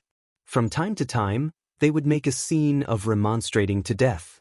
It felt like they were afraid that the emperor would not be angry or annoyed. They scrupulously adhered to orthodoxy and were loyal to the law to the point of being paranoid. It was no wonder that many scholars said that officials from Gangnam-do were the most like officials.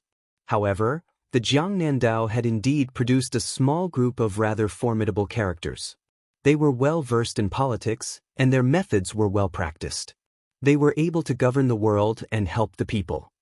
However, these civil and military officials who held authority in their hands had all left the Jiangnandao, like carps leaping over the Dragon Gate, and were never willing to return. They were not keen on talking about the profound, but no one could deny that it was these important officials who had truly propped up the Jiangnandao to flourish. If it was up to her, Lu Daolin, the head of the Lu family, who controlled half of the imperial college, was one of them. The minister of personnel, Yu Lian, and the general of dragon, Su Gong, were also one of them. As for Lu Xianlang and a large group of so-called famous scholars who were renowned in both the north and south of the Yangtze River, they lacked a lot of perspective. These old fellows only focused on the rise and fall of their clan status. If they rose, they would be wild with joy. If they fell, it would be as if they had lost their parents. In their eyes, the martial artists who had made great contributions to the dynasty during the Spring and Autumn War were just crude and barbaric generals. When they said that they were a family of generals, they were far more derogatory than praising. In Gangnam-do, they were especially disliked. If she was just an ordinary daughter of a family of generals, her spine would have been broken by the moral gentleman. Fortunately, who was she? She was the eldest daughter of the butcher, Su Xiao. The servant girl who loved her the most asked softly with a face full of anticipation, "Miss, when will His Royal Highness arrive at our Yangchun city?" The widow, Su Jihu, used a finger to scratch the little girl's beautiful face and teased, "Pinch your fingers and count. How many times have you asked in the past 2 days? Have you asked 10 times? The little girl blushed and said, "This servant is hoping that His Highness will help Miss vent her anger. Lu Lighting and that shrew are really too hateful." Su Jihu threw the book away and stretched. He smiled and said, "The latest would be the day after tomorrow. The last time my younger brother sent a letter, he had already arrived in Xiongbao County." The servant girl, Xiao Er, who had been bought by the widow for 10 taels of silver, laughed out loud. Her limpid eyes curved into a pair of crescent moons. She cleverly said, "Compared to the second princess, His Highness still prefers Mississippi." Su Jihu hugged the girl's delicate body and rested his chin on her forehead. He laughed heartily and said, "You really know how to talk." Outside the Lu mansion, the second housekeeper, who had just understood what Lu Xianlang meant, gave a look to the gatekeeper, whose status in Hutting County was comparable to that of a 6th-rank official. The gatekeeper hurriedly opened the side door, allowing only one person to enter and exit. The second housekeeper's surname was originally not Lu, but because of his loyalty, the Lu family bestowed him with the surname Lu. Don't underestimate this change of surname. In the era where the well-dressed gentry looked at the children of poor families as if they were dogs, it was already a great honor. The second housekeeper's name was now Lu Dongyang. For more than 10 generations, he had served the Lu family. The head housekeeper had followed the head of the Lu family to the capital. Lu Dongyang held great power in the Hutting County family and had been influenced by the Lu family's simple and upright style. He liked to step on wooden poles and wear crane cloaks with large sleeves in heavy snow. He claimed that in his life, he liked to wear cold clothes, drink cold food, and sleep cold. Therefore, the Hutting County gave him the elegant title of Mr. Four Han. He walked out of the side door alone and saw a group of 45 elite light cavalry escorting the carriage. "You can give me the name card. I'll visit again when I have time." Captain Yuan Meng's face was gloomy, but he couldn't act rashly. His Royal Highness wasn't present, and after all, His Highness's closest daughter, Commandery Princess Chong, was living here. As for the Lu family's status in Gangnam-do and how powerful they were, would he care about these foul things? Probably seeing through the awkward situation of these Bailiang barbarians, the second housekeeper, Lu Dongyang, with the deep foundation of the Linlang Lu family, suddenly woke up from the shock when he first heard about the bloody deeds of these people. He was no longer afraid and sneered in his heart. 50 light cavalry dared to act so boldly in Hudding County. They really didn't know what was good for them. What kind of scholars were those unlucky scholars whose blood spilled on the scene in the restaurant? They were nothing more than low-class people in Hudding County. At most, they were the descendants of the Jian men or the officialdom. They were thousands of miles away from becoming a scholar. Did they really think that they could be domineering in Hudding County by killing a few low-class people? They had to lower their heads and beg the Lu mansion to bribe them. How could this group of barbarians be qualified to enter the Lu mansion? In the carriage, Princess Jing and Pei Nanwei had been lifting the curtain and watching from the side. They were sitting on top of the mountain and watching the tigers fight with relish. Chapter 238. After Su Xiao, Gu Jiantang, and a few other vassals toppled the 10 great clans of the spring and autumn period, the Liang dynasty vaguely formed 3 major clans. Gangnam-do was one of them. After the Liang dynasty destroyed the 8 kingdoms, it ordered a portion of the clans of the 8 kingdoms to move to the capital and form another group through marriage. There were also some clans who took the initiative to move north in the past 20 years. During the reign of Hong Jia, it was the most frequent. There were no less than 300,000 people. Thus, it was called the Gangnam-do northward migration. Most of them chose Gangnam-do, which was rich and far from the capital. This undoubtedly strengthened the strength of the 4 clans of Yangzhou. Under the influence of the current master, Lu Daolin, the number of talents the Lu clan absorbed was second only to the Yu clan. Naturally, the Lu clan had its own pride and confidence.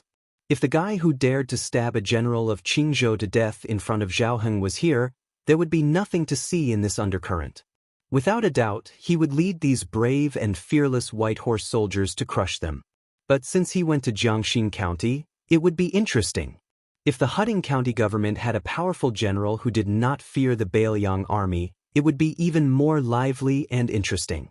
Thinking of this, Princess Pei finally revealed a long-lost smile. Jiang and I, who was sitting in the same carriage, was dazed.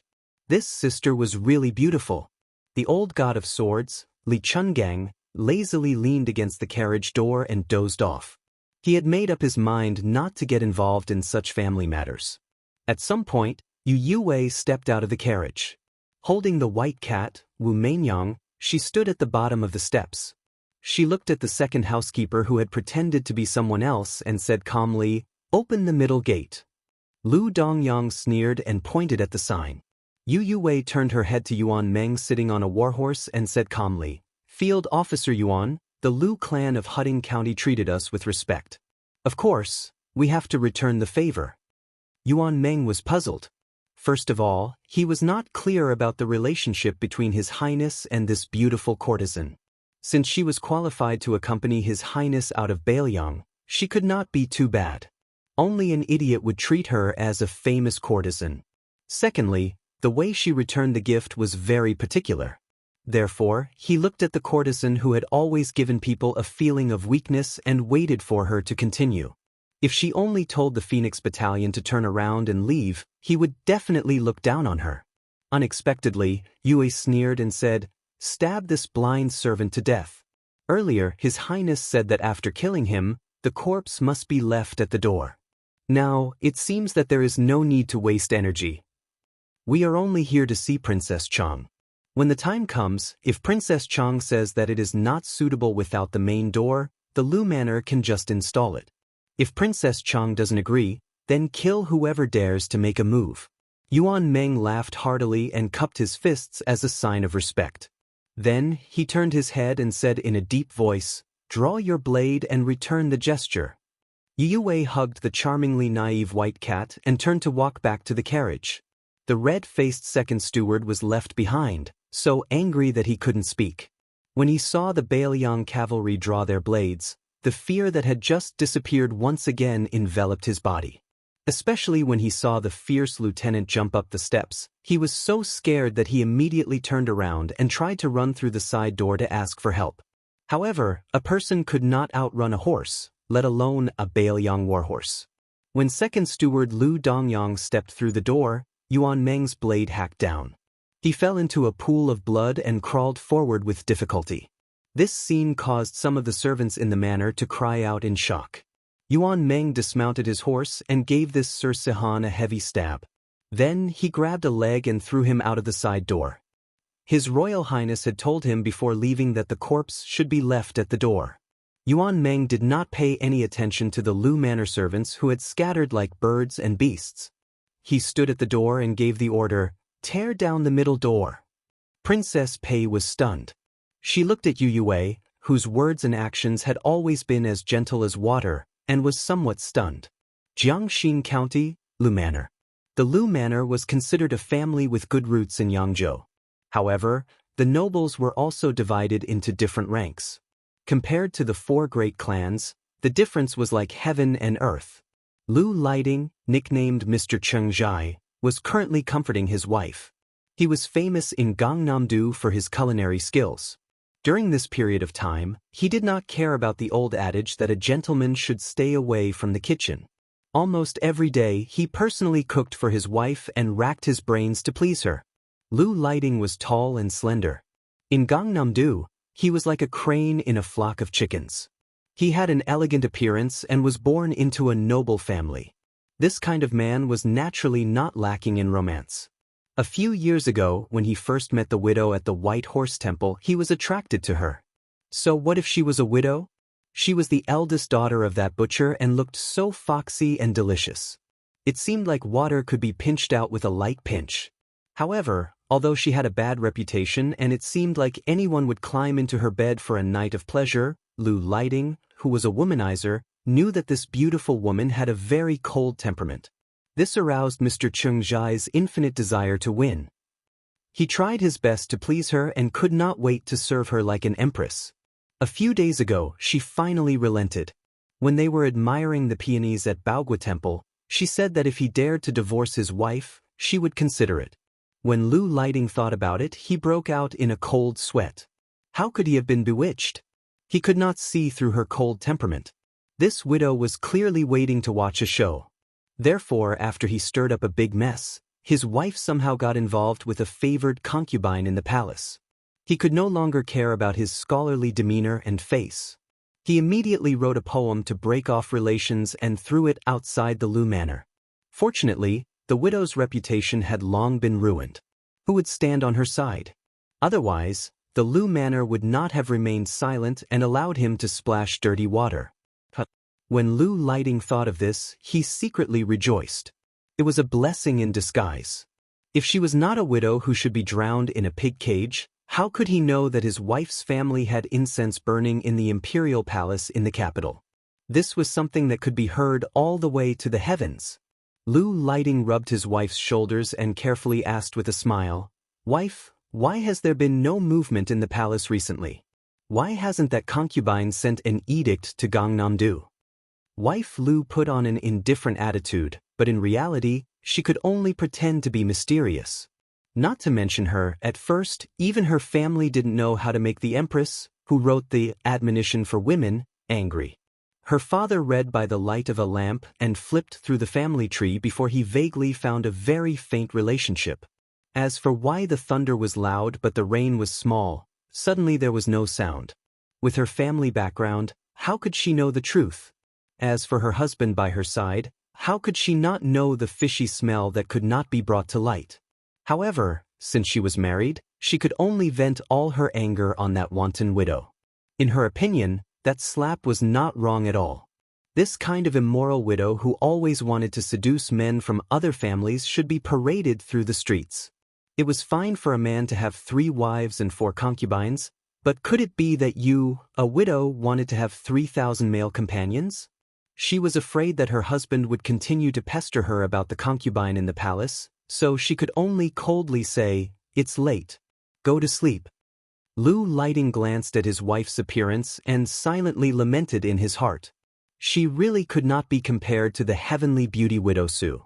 Under the moonlight, outside the Lu Manor, 50 brave light cavalry ignored the night curfew and forcefully entered the city, heading straight for the manor. The young master in the lead, wearing a white robe and riding a white horse, did not stop his horse.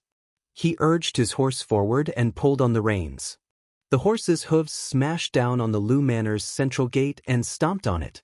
After the horse stepped on the central gate, he urged his horse forward into the Lu Manor. Chapter 239. The middle gate of a slightly larger mansion would not be opened often, especially for the Lu family, which had deep roots in the present age. Not every guest would open the middle gate. Not to mention the county chief of Huding County, even the governor of Yangzhou and other officials of the border might not have the qualification and honor to do so. The door could be said to be the face of a family. The Lu family was full of hidden dragons and crouching tigers. There were hundreds of officials, advisors, and servants. Although they had just sent the housekeeper, Lu Dongyong, to send away the group of people on the street, many people were secretly observing every move here. However, when the Bailiang's light cavalry opened the door, the Lu family did not send out any men of sacrifice. Only a middle-aged Confucian scholar with a pure yang scarf on his head and cloth shoes on his feet walked out. He was dressed simply and shabbily. Behind him was a young servant with a delicate temperament. He held an ancient sword in a black sandalwood scabbard wrapped in the skin of a southern sea shark. Unlike other famous swords, this sword did not have the slightest chill when it was sheathed. The middle-aged man looked at the housekeeper who had died in the courtyard and sighed softly. The door had been opened in an uproar. Lieutenant Yuan Meng and the Confucian scholar in the courtyard looked at each other. The middle-aged man from the Lu family bowed slightly and said indifferently, "Today, the Lu family did not treat guests well. As the housekeeper, Lu Dongyang should be punished, but not to the point of death. A return of gifts needs to be returned." Yuan Meng knew what was good and was on guard. He held the Bailiang knife in his hand tightly. The murderous aura that was nurtured by battle formations was naturally different from the aura of Jianghu people. After the Confucian scholar who was not holding a book but a sword by his side bowed, he faced the drowsy old man in a sheepskin coat in the carriage in the distance. This time, he bowed deeply and said, "I am Lu Baijie from Huding County. I received the ancient sword Ba Xiu when I was 11 and have been practicing swordsmanship for 36 years. I would like to learn from Senior Li." When the old god of swords heard the two words, Ba Xiu, he slowly opened his eyes and glanced at it. He nodded and said, "It is indeed Yang Yuzhang's sword." This old man was limited by his aptitude and his swordsmanship was mediocre, but his vision was not bad. When this old man fought with others, he would have a headache every time he saw this guy. However, Yang Yuzhang once said that he would not accept any disciples in this lifetime. "How did you obtain the last sword from the Tongxi sword furnace?" Lu Baijie, who introduced herself in front of Li Chungang and performed the etiquette of a junior, smiled and said, "It's probably because I was nicknamed Tongxi when I was young. I met my master by chance and was given the Ba Xiu sword and half of the sword manual. For 36 years, he had not dared to slack off for even a single day. His master held the old senior in high esteem. He said that the two-sleeved green snake could dominate the sword forest for 50 years. Junior has been longing for this for a long time. Today, I have the courage to draw my sword partly because I am forced to do so by my status as a disciple of the Lu family, but mostly because I want to sharpen the inferior swordsmanship that I have cultivated behind closed doors for 36 years. If I lose, I implore Senior not to take your anger out on the Lu family." The old man with the sheepskin fur coat said impatiently, "Your tone is exactly the same as Yang Yuzhang's. Why don't you try?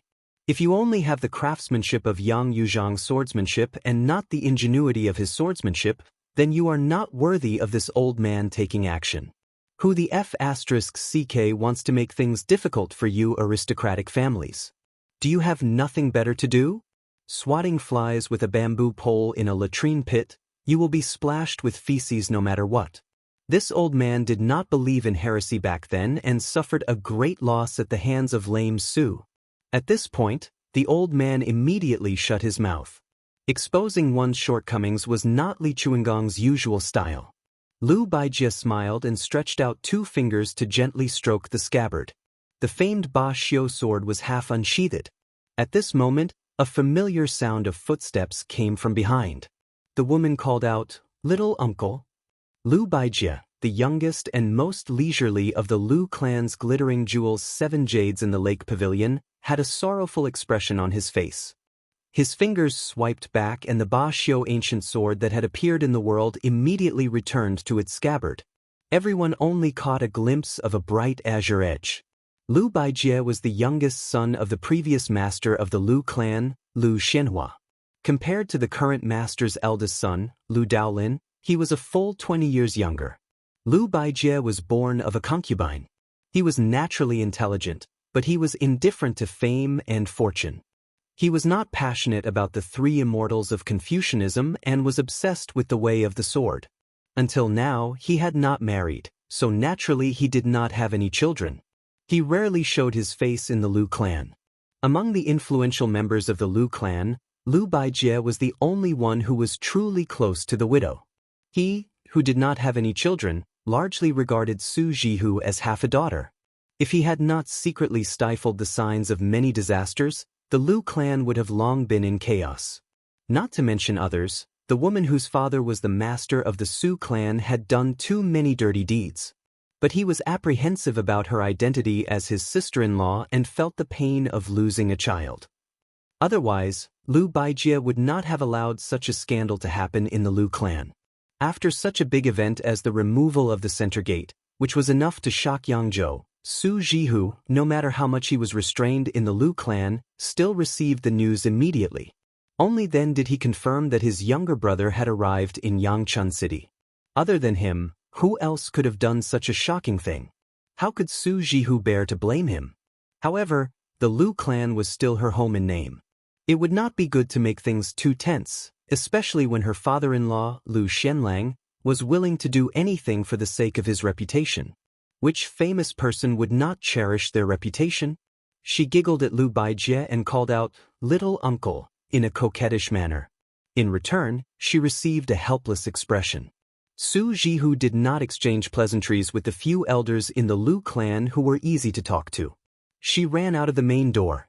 All the valiant light cavalry dismounted and knelt on one knee, respectfully saying, "Bailiang's Phoenix Battalion pays respect to Princess Chang." Su Jihu ignored them. Looking left and right, she did not see her younger brother's gentle smiling face that she had always dreamed of. She was immediately disappointed. The maidservant, Bluebird, could already walk with difficulty, but her complexion was still unsightly. Just as she was about to kneel, Su Jihu, who revealed a frightened expression but quickly concealed it, stepped forward to support her. Biting her lips, she asked in a low voice, "Where is Feng Yan?" Bluebird replied softly, "His Highness went to Jiangxin County. He said he would rush back to Yangchun City overnight." Su Jihu stamped her foot. Her eyes were red as she muttered, "That idiot." She took a deep breath and said rather majestically, "Follow me into the Lu clan residence." If Lu Baijie, who was of the same generation as Lu Daolin and Lu Xianlang, did not stop her, who would dare to? Lu Baijie's illustrious identity as the son of a powerful family was there, but his other identity was even more intimidating. There was a special sword review that listed Lu Baijie of Huding County in Yangzhou.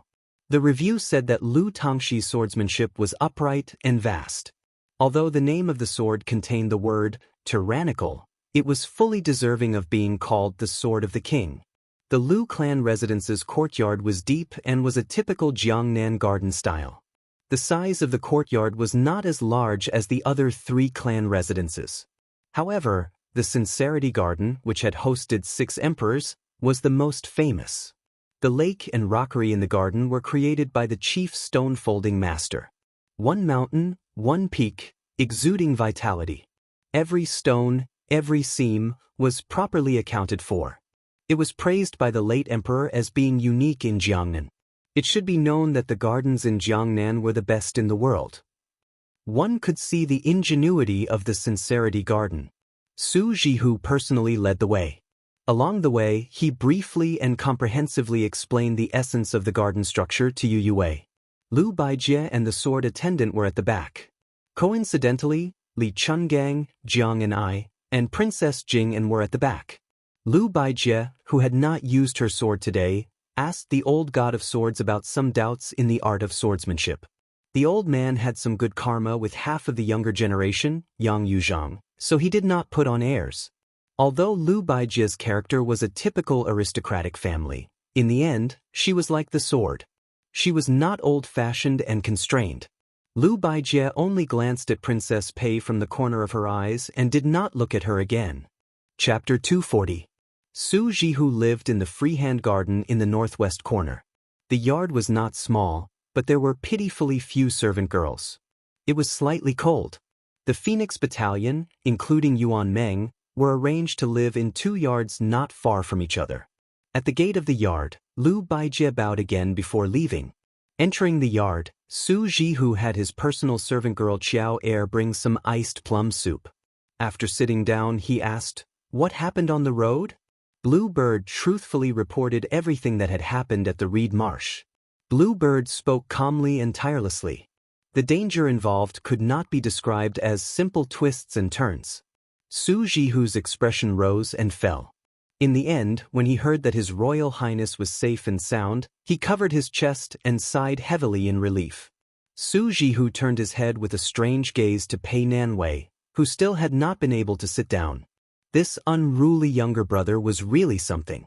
He even dared to steal a Wang Fei.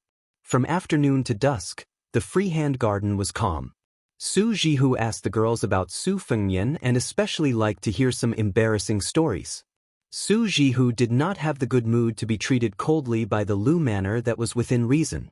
After a sumptuous dinner, a well-educated page came and lightly knocked on the door. He came from the smallest retreat garden in the Lu manor. Lu Baijie, who was regarded as a sword immortal by the people of Yangzhou, did not live there much. For most of the year, she took this page to travel and visit hermits. The one who opened the door was the servant girl Qiao Er. For some reason, the two of them did not see eye to eye. At this moment, it seemed that enemies would not meet unless they were enemies. Seeing Qiao Er, the page said coldly and stiffly, "My master wants to see your mistress." The atmosphere was already strange. After these words were said, it became even more awkward. Qiao Er huffed coldly and left after saying that she understood. Looking at her back with clear eyes, the page secretly revealed a thread of annoyance. Sitting in the pavilion by the lake, Lu Baijie smiled slightly and muttered to herself, "The youth already knows the taste of worry." Su Jihu walked out of the garden and sat down in the pavilion. He said guiltily, "I've troubled you this time." Sword Immortal Lu, who didn't have any of the bad habits of a noble family but still had the backbone of a noble family's descendant, shook his head and said, "It's not that I'm causing trouble for little uncle, but if I do that, it will be even more difficult for you to conduct yourself in the Lu estate." Su Jihu said indifferently, "This is nothing. It's nothing more than a fake smile in front of me and a colder smile behind me." Lu Baijie sighed and said, "Let's not talk about second steward Lu Dongyong first. His Highness the Crown Prince ordered his retainers to commit murder in the downtown area. No matter how bad their conduct was, they were still scholars from Hudding County. One of them was even a descendant of a servant. If the Crown Prince didn't dismiss him, little uncle could still go to elder brother and say a few words. Lu Manor would come forward to clean up this mess. At most, we'll just give some compensation to the families of the lesser concubines, as well as a few officials' salary. Anyone would have complaints about using money to buy their lives, but a proper official's position should be enough to shut their mouths. For such a troublesome matter, little uncle doesn't mind making an exception for you. But to tear down the central gate of the Lu estate and kill Lu Dongyong in front of the entire street of Hudding family, second brother cares about his face and not adding insult to injury is already the limit of his patience. The Lu family has experienced ups and downs for hundreds of years and has suffered a lot of humiliation. It's just that in the past 100 years, the bumpy days have gradually lessened. Today, we've been humiliated to this extent. I'm afraid even the master will be angry." Su Jihu was silent. Lu Baijie frowned and said, "Jihu, at this time and place, there are only the two of us. Little uncle will speak frankly. As His Royal Highness younger brother, how can you act without any regard for the consequences? Do you really not care about the opinions of those in the capital at all? You must know that no matter how powerful your father is, in the end he still set up political opponents like Zhang Julu and Gu Jiantang, who are pillars of the dynasty. Moreover, he wants to push the 4 clans of Yangzhou to the enemy side of Bailiang. Because of you, Su Shufei was demoted to the Cold Palace. If it was His Majesty's idea, it would be fine. If it was His Majesty's idea, do you think the Su family will still have any friendship left in His Majesty's heart? Moreover, don't you know who Su Shufei is? These years, the Gumasu family has spent almost all of their manpower and resources to pave the way for her. Now that they've suffered such a calamity, even if the Gumasu family, who used to have a close relationship with the Lu family, will not be able to advance and retreat together like before. It's exactly the same as Quan Er's sudden death. You'll have to take the blame. Su Jihu raised his head and smiled. I'm used to it. Lu Baijie said bitterly, oh you. Su Jihu leaned against the red pillar and looked into the distance. He said softly, that younger brother of mine went to Jiangxin County to find trouble with that Lu lighting. Lu Baijie said in a low voice, is he still going to cause trouble? Is he not afraid of being unable to clean up the mess? If someone with ulterior motives fanned the flames, then it would not be just people fishing for fame that would jump out. Even the entire Jiangnan Dao would be in an uproar. After all these years, have you not seen through the so-called famous people of Jiangnan Dao who value fame more than life? I know, I've seen through it a long time ago. Qingzhou values benefits. Yangzhou values fame. Which Gangnam-do scholar doesn't admire my father-in-law's words, even death is more important than Mount Tai? Su Jihu squinted his eyes and smiled. But this younger brother of mine, probably because my father is the king of Bailiang, he doesn't care about the things that many people would risk their lives to hold in their hands. However, he cares about the things that even poor people don't care about the most. Little uncle, if you tell him these very reasonable advice, he probably won't listen to it. Lu Baijie, who had the reputation of Tongshi Sword Fairy, sighed. If you stop him from entering the Lu residence, your future days will be easier. But if you really go and stop him, not to mention whether you can stop him or not, you'll be the first to fall out with me. Su Jihu laughed without caring about etiquette. Uncle, you're so pitiful as a sword fairy. Lu Baijie looked at his daughter's smiling face with some sadness in his eyes. Back then, the woman he admired also had such a natural smile. If he had been more resolute and talked less about morality and the overall situation, perhaps he wouldn't have had any regrets. How could there be so many ifs in the world? Lu Baijie closed his eyes. Not far away, the page boy and the servant girl were arguing. Would these two children also understand the unusualness of thinking it was normal at the time, many years later? After Lu Baijie left, Su Jihu sat in the pavilion and waited until late at night. When His Royal Highness appeared outside the Lu residence, the white horse was dragging a cold corpse that had long been badly mutilated. Obviously, it had been dragged all the way from Jiangxin County to Huding County. Although Lu Baijie, who was guarding the door, had expected this, he still felt extremely shocked when he saw this scene. After Su Fengnian dismounted, he raised his head to look at Lu Baijie. Because of his elder sister, Su Jihu, he didn't have any ill feelings toward this Tangshi sword fairy. He only saw Lu Baijie put one hand on the hilt of her sword and supported it with a Ba Xiu ancient sword. Su Fengnian said expressionlessly, is Mr. Tangshi trying to sell me some benevolence and righteousness? Lu Baijie snorted coldly and turned to leave. In addition to shock, he was also puzzled. How did the Crown Prince of Bailiang get so seriously injured? Su Jihu ran all the way, leaving the servant girl Qiao Er far behind. She rushed out of the Lu residence's gate and stopped very close. She smiled and said, we've caused trouble again. She didn't notice that Su Fengnian's back was dripping with blood. When the horse dragged the corpse through the city gate, the assassin, like a gecko, stuck to the ceiling of the cave, waiting for an opportunity, struck and almost shattered his spine. But Su Fengnian just stared at her with red eyes and said softly, Sister, let's go home, okay? Chapter 241. In the Free Will Garden, Su Jihu's private room was filled with the stench of blood. Even the 3 purple smoke sandalwood furnaces that had been added with high-grade ambergris biscuits could not conceal the smell. Su Jihu's face was pale as he looked at Li Chungang, who was taking Su Fengnian's pulse. His Royal Highness's upper body was naked as he lay on the bed. His spine was badly mangled. The old god of swords had a look of pity on his face. Su Jihu, who was not afraid of anything, was so scared that tears fell down his cheeks. He covered his mouth with both hands, not daring to cry out loud. Su Fengnian, who had just taken a stroll through the gates of hell, did not look like a dying person. Li Chungang nodded and said, "He won't die." What a pity! If the hand knife had been an inch deeper, even de Luo Jin Xian would not have been able to save him. Now, it's just a superficial wound. Is it the young lady who killed Wang Mingyin? Su Fengnian's face was gloomy as he grunted. He brought his halberd, Ning'e Mei, Wei Shuyang, and 50 light cavalry to Jiangxin County. From the beginning, he had agreed with the 2 retainers to lure the snake out of its hole. However, he did not expect that the lady who raised the big cat was so patient.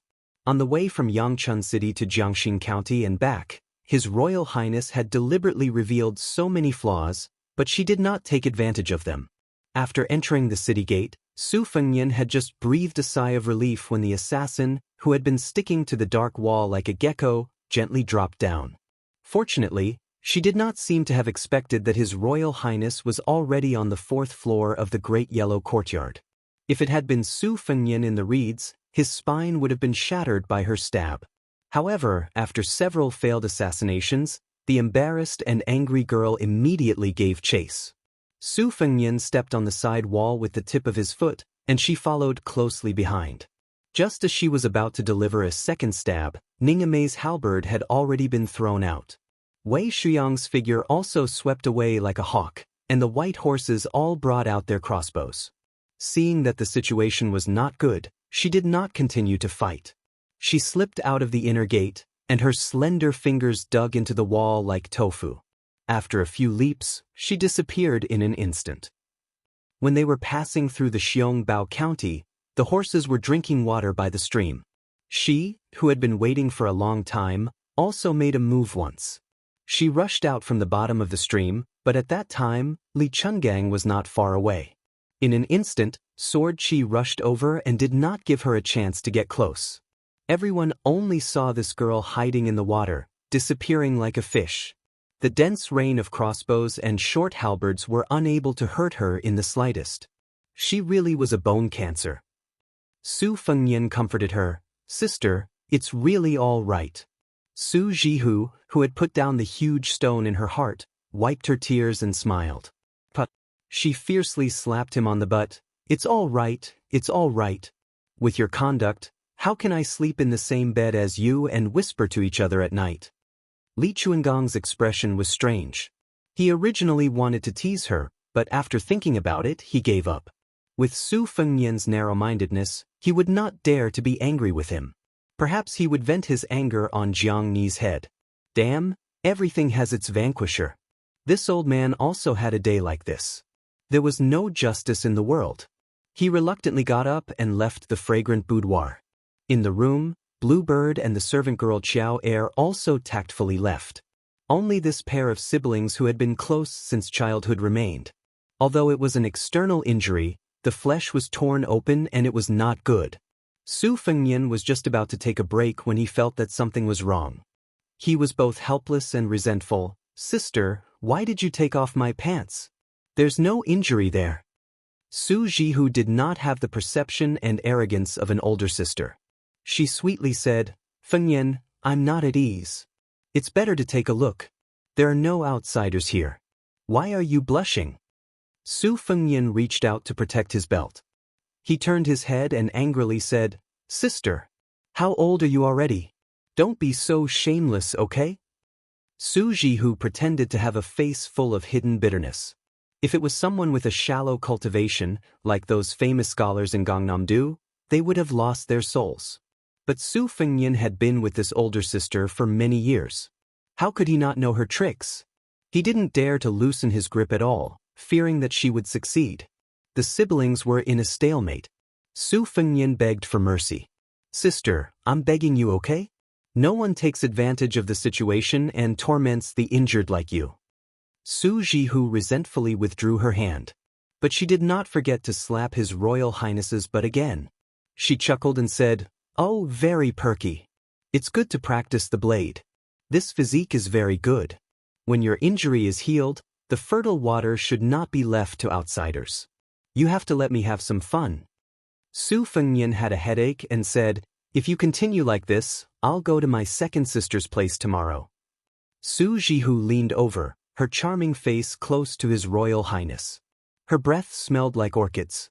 She snorted and said, you heartless fellow. Tell me, who in the family doted on you the most? Who wet the bed when you were young? And who secretly washed your quilt? Now you're turning your back on me? Su Fengnian turned his head to look at this dignified and virtuous face. It was difficult for outsiders to see it. He said softly, sister, why don't you come home with me? Su Jihu squatted at the head of the bed. She rested her chin on her hand and stared at her younger brother who had just entered Yangchun and started a massacre. She said gently, this is sister's home. A married daughter is like spilled water. Why else would there be the saying, spilled water can't be recovered? Even if sister goes back to Bailiang, it's only to visit family, not to go home. Su Fengnian didn't say anything. Su Jihu reached out and stroked this fellow who didn't hesitate to make enemies in Gangnam-do for her. After looking at him for so many years, she still couldn't get tired of looking at him. She said softly, my youngest uncle, that Tongshi sword Immortal Lu Baijia, said that you're going against the tide and won't amount to anything. This is because he doesn't know how much Fengnian likes sister. Of course, sister knows how much your heart aches. You killed those boring scholars in the city and went to Jiangxin County to drag Lu Lighting to death to Hutting County.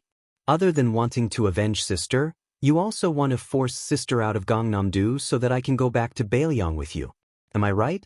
You fool, I'm still your sister no matter where I am. If I really go back to Bailiang, will I be happy? In the future, when your second sister goes back from Shangyin Academy, she'll be jealous of you every day. I can't win against her when it comes to reasoning, so I don't want to suffer this. This time, you came to see sister first. She's not happy even when you call her second sister. She'll be furious. Su Fengnian snorted in a fit of pique. Su Jihu reached out and pinched this increasingly angular face.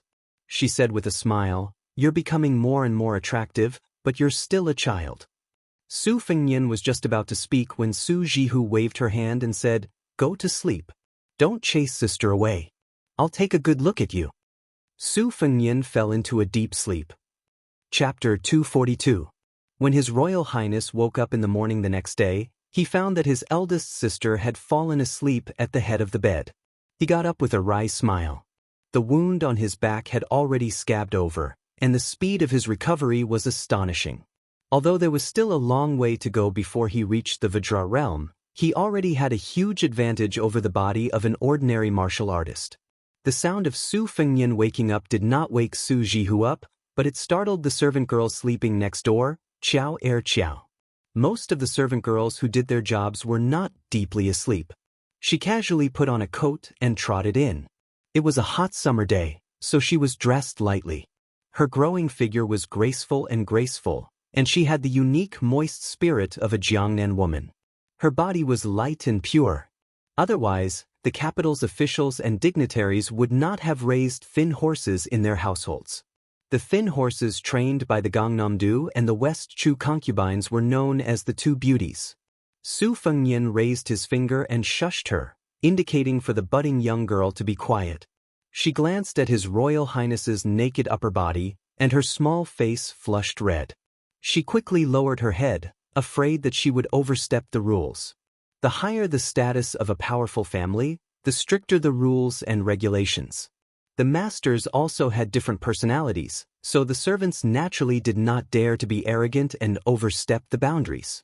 Moreover, the servant girl Xiao had heard too much about the arrogant behavior of Bailiang's heir apparent from the Mrs. Mouth. In addition to yesterday's disturbance, she did not dare to be careless. The little girl originally thought that His Royal Highness would at most go to Jiangxin County to beat up that henpecked Master Qingzhai after seeing the Mississippi. She would never have thought that His Royal Highness would use a horse to drag Lu Lighting's corpse from Jiangxin County to the Lu residence. Su Fengnian picked up a mutton-fat jade bottle at the head of the bed, lowered his voice, and chuckled, Xiao, help me apply the ointment. I can't reach my back. The little girl trembled as she took the jade bottle. She poured out the fragrant ointment onto her fingertips and sat on the edge of the bed. Her face, ears, and neck were red as she gently applied the ointment onto His Royal Highness's back. When her fingertips touched the skin, her delicate body trembled. The girl's sparkling and translucent skin was almost dripping with water. However, when she saw that in addition to the new injuries on His Royal Highness's back, there were also some old scars, she only felt shocked. She didn't dare to imagine why His Royal Highness, who had such a prestigious family background, would be covered in scars. The little maid Xiao Er lived in the courtyard of the Lu residence, which was as deep as the Marquis's palace. She was especially fortunate to be under Su Jihu's protection. How could she understand the sinister ups and downs of the Jianghu? To her, if the miss ate less rice or caught a cold from heatstroke, it would be a big deal. It was like being slapped in the face by a fierce woman. She would risk her life to avenge the miss and repay the kindness. Generally speaking, Xiao Er was lucky to be able to meet such a widowed master like Su Jihu. She didn't need to worry about being molested by her master's men. In the aristocratic families, how many maids as delicious and seductive as her could maintain their virginity? They would have long been secretly eaten or openly eaten until not even their bones were left. The private affairs of the boudoir were something that even the moral model sages and scholars couldn't say anything about. With her help, Su Fengnian put on a new set of clothes and quietly got off the bed. He smiled and said, "Xiao Er, I'm going out to get some fresh air. You just wait for my sister and let her wake up naturally." Xiao Er timidly and shyly agreed. Only now did she secretly notice that His Royal Highness was tall and slender. He was much taller than the Gangnam-do men. Su Fengnian walked out of the room. Blue Bird was standing in the courtyard. Master and servant left the freehand garden and strolled along the lake. Su Fengnian saw that the Tangxi sword fairy Lu Baijie was already sitting in the pavilion. He didn't know if she was waiting for him. Su Fengnian walked over without hesitation. Lu Baijie was the youngest of the 7 glittering jewels of the Lu family. Because he had never married and had children, he did not leave the family and lived in Retreat Garden. Because the head of the family, Lu Daolin, held the position of the Right Chancellor of the Imperial College in the capital, all the affairs in the Lu residence were usually handled by Lu Xianlang. Tang Shi Sword Immortal usually did not care about worldly affairs, but the more he was like this, the more his words carried weight on important matters. Even Lu Daolin and Lu Xianlang, who held the power of the Lu family, had to pay attention to the opinions of this concubine-born brother. Among the 7 heroes of the Lu family, apart from these 3, one of them had devoted himself to cultivating Taoism and one of them had entered Buddhism, while the other 2 were officials in Yangzhou. They were both primary grade 4 officials. Being a local primary grade 4 official was already a true high-ranking official. They were far more popular than being a primary grade 4 official or even a secondary grade 3 official in the capital. Although the officials in the capital had always looked down on the officials from other places, the ones who truly wanted to enter the cabinet were mostly secondary grade 4 officials. It would take at most 6 years and at least 3 years to accumulate enough experience and popularity before returning to the capital. Only then could they be considered as the true pillars of the dynasty. Originally, with Lu Baijie's talent, he could have become the backbone of the Lu family, second only to the head of the family, Lu Daolin. However, the head of the family was still his elder brother, Lu Daolin, so Lu Xianlang could only complain. After entering the pavilion, Su Fengnian gave a junior's salute and said respectfully, "Fengnian pays his respects to Mr. Tang Shi. Last night, I mistakenly thought that Mr. Tang Shi wanted to stop me from entering the mansion. In a moment of desperation, I spoke disrespectfully. I hope Mr. Tang Shi won't blame me." Lu Baijie said coldly, "His Royal Highness is too serious. However, I don't have much moral benevolence to sell. Why did your Highness enter the pavilion?" Su Fengnian said with a smile, "Big sister has been saying that Mr. Tang Shi is good all these years. Today, I came to ask for a beating from Mr. Tang Shi. Coincidentally, I was a little injured. I thought that Mr. Tang Shi would be gentler." Lu Baijie was obviously stunned for a moment. She said with a smile, "Your Highness's scoundrel temper is exactly the same as your sister's." Su Fengnian said, "Both of us learned from Su Shao." This was the first time Lu Baijie heard the 2 words, Su Shao, from someone's mouth. In Gangnam-do, no matter how famous people talked, they would at most refer to the barbarian son of Baelyang. There were very few who dared to call him Lame Su. At most, they would only do so in private situations, not to mention calling out Su Zhao's name directly. Lu Baijie smiled and said, "How long does your highness want to stay? Do you plan to kill a few more Gangnam-do scholars?" Sword will overflowed in the pavilion. Blue Bird frowned and was about to step into the pavilion when Su Fengnian waved his hand and stopped the daughter of Spear Immortal Wang Xiu. He faced Sword Immortal Tang Shi and said calmly, "It's fine as long as they don't provoke me. I'm not a devil who has nothing better to do than to kill people. It's more like having a full stomach thinking about sex." Lu Baijie smiled coldly and said, "Is your highness not afraid of causing trouble for the king of Baelyang who is still in the capital?" Su Fengnian shook his head and smiled. "Mr. Tang Shi, you don't know. If I came to Gangnam-do calmly and then left Gangnam-do calmly and let those scholars talk about my elder sister, Su Xiao would really be angry. Whether it's killing Lu Lighting or scholars, the memorials from Jiangnan are flying to the capital like snowflakes. Su Xiao has a headache, but he's actually very happy. When he returns to Baelyang in the future, he might secretly scold me for killing so few." Lu Baijie sighed helplessly and said, "Your highness, your family." However, there was clearly more sincerity in Sword Immortal Tang Shi's faint smile. Su Fengnian looked at the lake and said, "My elder sister still refuses to return to Baelyang. She says this is her home. What's so good about this home? Mr. Tang Shi, please teach me." Unexpectedly, Lu Baijie laughed for no reason and said, "It's not good at all. It's a pity that I don't have the final say in this home. Otherwise, I would have told your sister to scram back to Baelyang long ago. Hurry up and scram. Out of sight, out of mind. Otherwise, I won't be able to enjoy myself when I go out to play." Su Fengnian immediately had a good impression of this sword immortal of Yangzhou. He grinned and had a bit of the feeling of a naughty junior interacting with an enlightened senior.